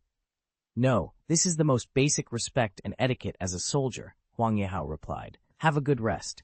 Don't miss a day for half a month. Rest for a few days first, and then in the last 10 days, focus on assault training and strive for success." He Ru chuckled, patting Huang Yehao's shoulder. "Yes, sir." After deciding on the beheading tactic, they held extensive discussions with the staff. They continued to interrogate the Xilu captives, learning more about the Xilu Empire. They discovered that the Xilu Empire was now very nervous due to the appearance of Mangjia. Although the prisoners did not know what Mangjia was, it was evident from the recent frequent mobilization of the Navy that the higher-ups were very afraid of this entity. Whenever there was a problem with an outpost, they would send a fleet there immediately, preferring to obliterate the outpost rather than risk its capture. There were even rumors that one fleet, upon hearing that Mangjia had appeared in a colony, blew up the entire colony. A staff officer proficient in psychology proposed a plan. Since the Xilu people were alarmed by the appearance of Mangjia, how would they react if their entire fleet was suddenly wiped out? They knew that the distress signal had been sent, as they had learned this from the prisoners. The conclusion was that the Xilu Empire would likely shrink its defenses. Another force might not choose this option, but the Xilu Empire, in a state of fear, would most likely contact Mangjia and then retreat to the capital to defend with all their strength. If this was the case, they would let the Xilu Empire continue to wait in fear. Of course, there were voices of opposition, arguing that this would give the Xilu Empire enough time to gather all the fleets scattered outside, making the defenders they faced unprecedentedly powerful. With the power of the Eternal, it was still not enough to fight against an entire empire. However, Shepard, who supported the plan, believed that the Eternal itself did not have the power to destroy a large number of Xilu Empire's fleets in a short period. Even if a raid was launched, it would not prevent the return of other Xilu Empire warships. Instead of doing this, it was better to wait a few more days, let the fleets from all directions gather, and then clean them up. Finally, the discussion was finalized, and the current plan was to wait. Waiting did not mean waiting indefinitely. If they waited too long, they would become slack. If they waited too short, the Xilu Empire's tension would not have dissipated, rendering the plan ineffective. The final conclusion was that waiting for half a month was the most appropriate. But this half-month was a torment for the Xilu Empire. The Great Siratut quickly decided to stick to the planet Levik. This was the most logical decision for the Xilu Empire, because the real core of the Xilu Empire was the Levik planet. All the peripheral colonies were not important. Moreover, with the God of Decay appearing on the edge of the Empire and even attacking a colony, the Great Siratut was even more frightened. The reputation of the God of Decay was such that everyone. In the unknown star field, several civilizations have been wiped out by the corruption and penetration of the God of Decay, becoming nourishment for this malevolent entity. The Chiss, the dominant overlords of the unknown star field, are also deeply fearful of the God of Decay. They have even formed alliances with other civilizations to combat this deadly threat. Now, the God of Decay has appeared at the border of the Xilu Empire. The great Siratuk knew he could not compete with this terrifying existence that even the Chiss could not destroy. The only option was to close the borders as much as possible to prevent the infiltration of the God of Decay. However, one of their patrols was wiped out, and before being eliminated, they sent countless distress signals repeatedly. Even more frightening, the fleet sent to retrieve the patrol and purify the lost outpost lost contact silently after sending a distress signal. What does this mean? Even the great Siritut and the Golden Bishop, who were privy to all the information, dared not openly discuss this possibility. It likely meant that the God of Decay had invaded and possibly destroyed one of their fleets. Under such circumstances, the only option was to fully fortify their defenses, rely on the solid defenses of Levick Planet, and then use their entire fleet to fight to the death. The great Siritut and the Golden Bishop conducted a long consecration ceremony together. They imagined that after the God of Decay destroyed their fleet, it must have obtained the coordinates of Levick and would march towards it. This was the inevitable reaction of the God of Decay upon discovering a densely populated planet. Under the solemn lights and sacred prayers of the consecration ceremony, the fleet of the Zilu Empire would take off to meet the enemy. How mighty! How sacred! Their consecration ceremony lasted for 2.5 days, which, converted to Galactic Standard Time, is 80 hours. Normally, a consecration ceremony would end in about 20 hours. But the enemy still didn't show up, which was very embarrassing. The great Siritut and the Golden Bishop descended from the Holy Tower, exhausted. While resting and eating, they asked General Lepicus about the current enemy situation. Where is the enemy? Why haven't they shown up yet? The Golden Bishop asked, too tired to care about etiquette, before the Emperor could speak. Lepicus arched his long neck and said to the great Siritut, "Our fleet deployment is foolproof, and I have organized all officers and soldiers to conduct many drills to ensure that everyone's morale and physical condition are at their peak. But where are the enemies? Where are the invaders?" gasped the great Siritut. Lepicus was embarrassed. "We haven't detected any abnormal hyperspace fluctuations. What else could be done? The only option now was to wait." Another 2 days passed while waiting. "Your Majesty, this situation is really strange, but we can't just keep all the fleets on standby and leave the entire border unprotected, right?" The Golden Bishop, who originally disagreed with this strategy, came directly to the throne room to propose a change. "Keep waiting," the great Siritut commanded to Sti, then turned to General Lepicus. "Send out a reconnaissance ship to conduct a thorough scan and investigation of our entire control area. Also, has the scout ship returned from the location where the Ninth Fleet lost contact?" "The reconnaissance ship returned yesterday, and we have sorted out all the intelligence it brought back," General Lepicus replied, shaking his head. "The entire Ninth Fleet was destroyed. We analyzed all the wreckage and concluded that not a single battleship survived. We lost over 40,000 experienced sailors." Bang! The great Siritut punched the throne. "This bastard! They actually destroyed my fleet!" Roaring angrily, he quietly hid his injured and swollen hands behind his back, rubbing them discreetly. Lepic added seriously, "Moreover, we did not find any traces left by the enemy at the scene. Of course, it is possible that the fragments they left were too small to be found yet. But this at least shows that the fleet that destroyed us did not suffer too many losses at the same time." Upon hearing this, the Golden Bishop fell silent. They continued to wait for another 5 days. It had been 10 days since the Ninth Fleet was destroyed. During this period, 2 more outposts lost contact, but they were in another direction. The reconnaissance ships were constantly sent out and returned, all conveying only one message: nothing was found. "Your Majesty, we can't stay like this. If we continue like this, I'm afraid we will fall into chaos without the enemy even invading," the Golden Bishop exclaimed, seeking an audience with the Emperor once again. "I think so too," said another blue-skinned Xilu man. He was the first elder of another institution of the Xilu Empire, the Council of Presbyterians. "Your Majesty, we inspected the fleet yesterday. The officers and soldiers are demoralized and mentally exhausted under the continuous high pressure," General Lepue reported. "Perhaps we can try a more radical approach, such as actively sending fleets to expand our defense perimeter bit by bit." The great Siritut thought for a long time before finally nodding. All right then, send 2 fleets towards the direction where the Ninth Fleet lost contact. Chapter 1844, Levik's War to Destroy the Country, 4. The 2 fleets sent out returned a message the next day, reporting the sighting of suspected enemy ships. However, after that, they vanished without a trace, like stones sinking into the sea. This outcome threw the Xilu Empire into a state of panic. Over the past few days, the great Siritut had been anxiously seeking updates on the fleets almost every hour, but the response was always the same: no news. 10 days had passed since the Ninth Fleet was lost and destroyed. During this period, the troops of the Xilu Empire were on the brink of mental collapse. They transitioned from initial nervousness to high morale, then to shouting and fighting, and finally to a silent, endless wait. This silence turned into unease, and now it had morphed into sheer terror.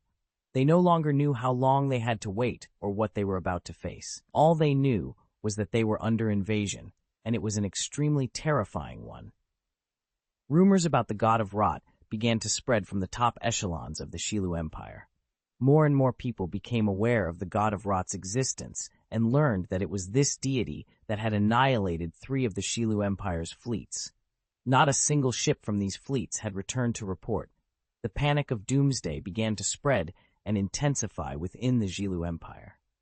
Almost everyone started praying to the heavenly saint at home, hoping that divine power could help them resist the attack of the corrupt god. However, their prayers went unanswered. Such emotions were even more pronounced among the troops of the Xilu Empire. The prolonged state of vigilance left them physically and mentally exhausted. Eventually, even the sight of a comet would cause the fleet to be dispatched urgently. Things couldn't continue like this. The ruler of the Xilu Empire, the great Siritut, convened numerous meetings with the highest levels of the empire to discuss whether to lift the alert and relax the tension gripping the entire empire. However, no matter how they discussed it, they couldn't ignore the fact that 3 fleets had disappeared. They couldn't just pretend nothing had happened. There had to be an explanation for who destroyed these fleets.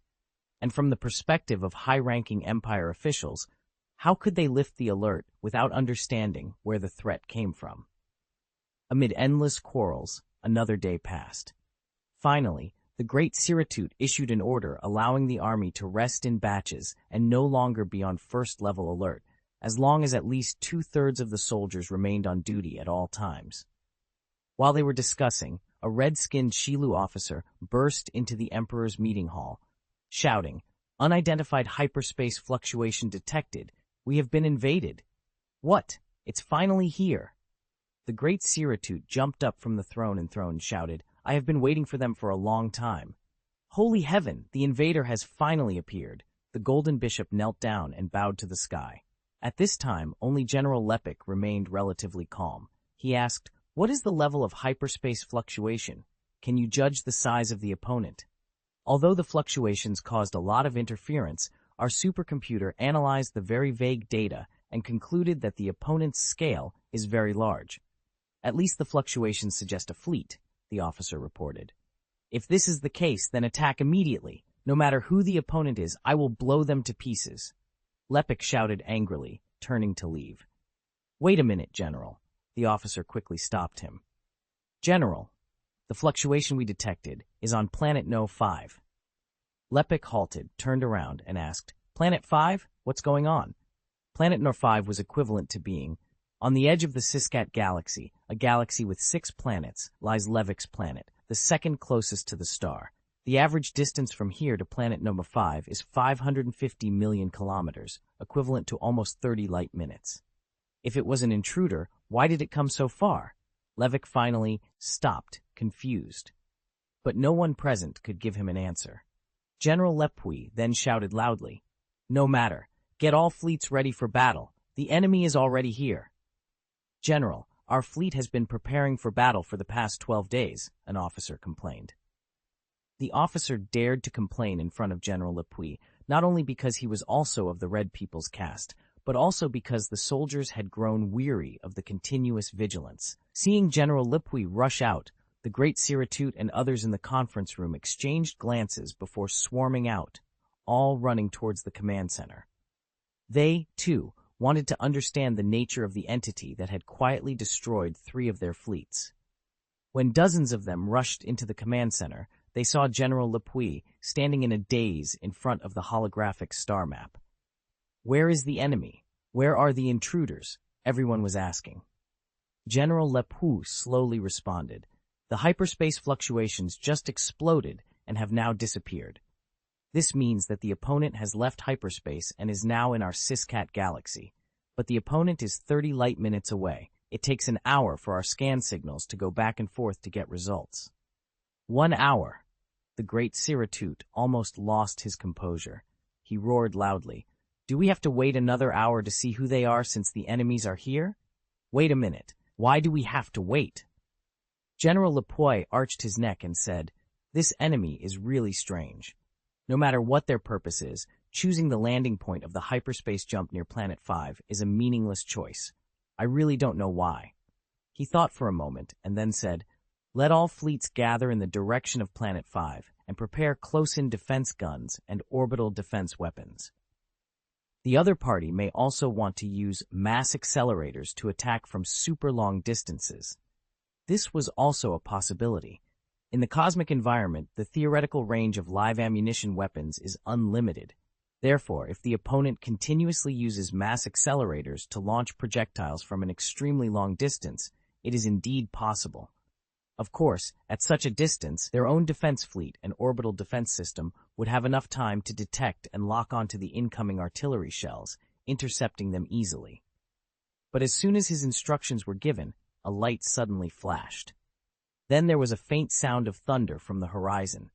Soon, a communication came through, and someone shouted, "General, our planet is being bombed. Someone is attacking us." "Who is the opponent? How did they attack?" General Lepuy demanded loudly. "Light.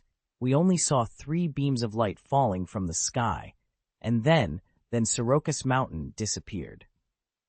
The voice on the other side was filled with fear. What are they using to attack us?" The great Siratut was completely confused.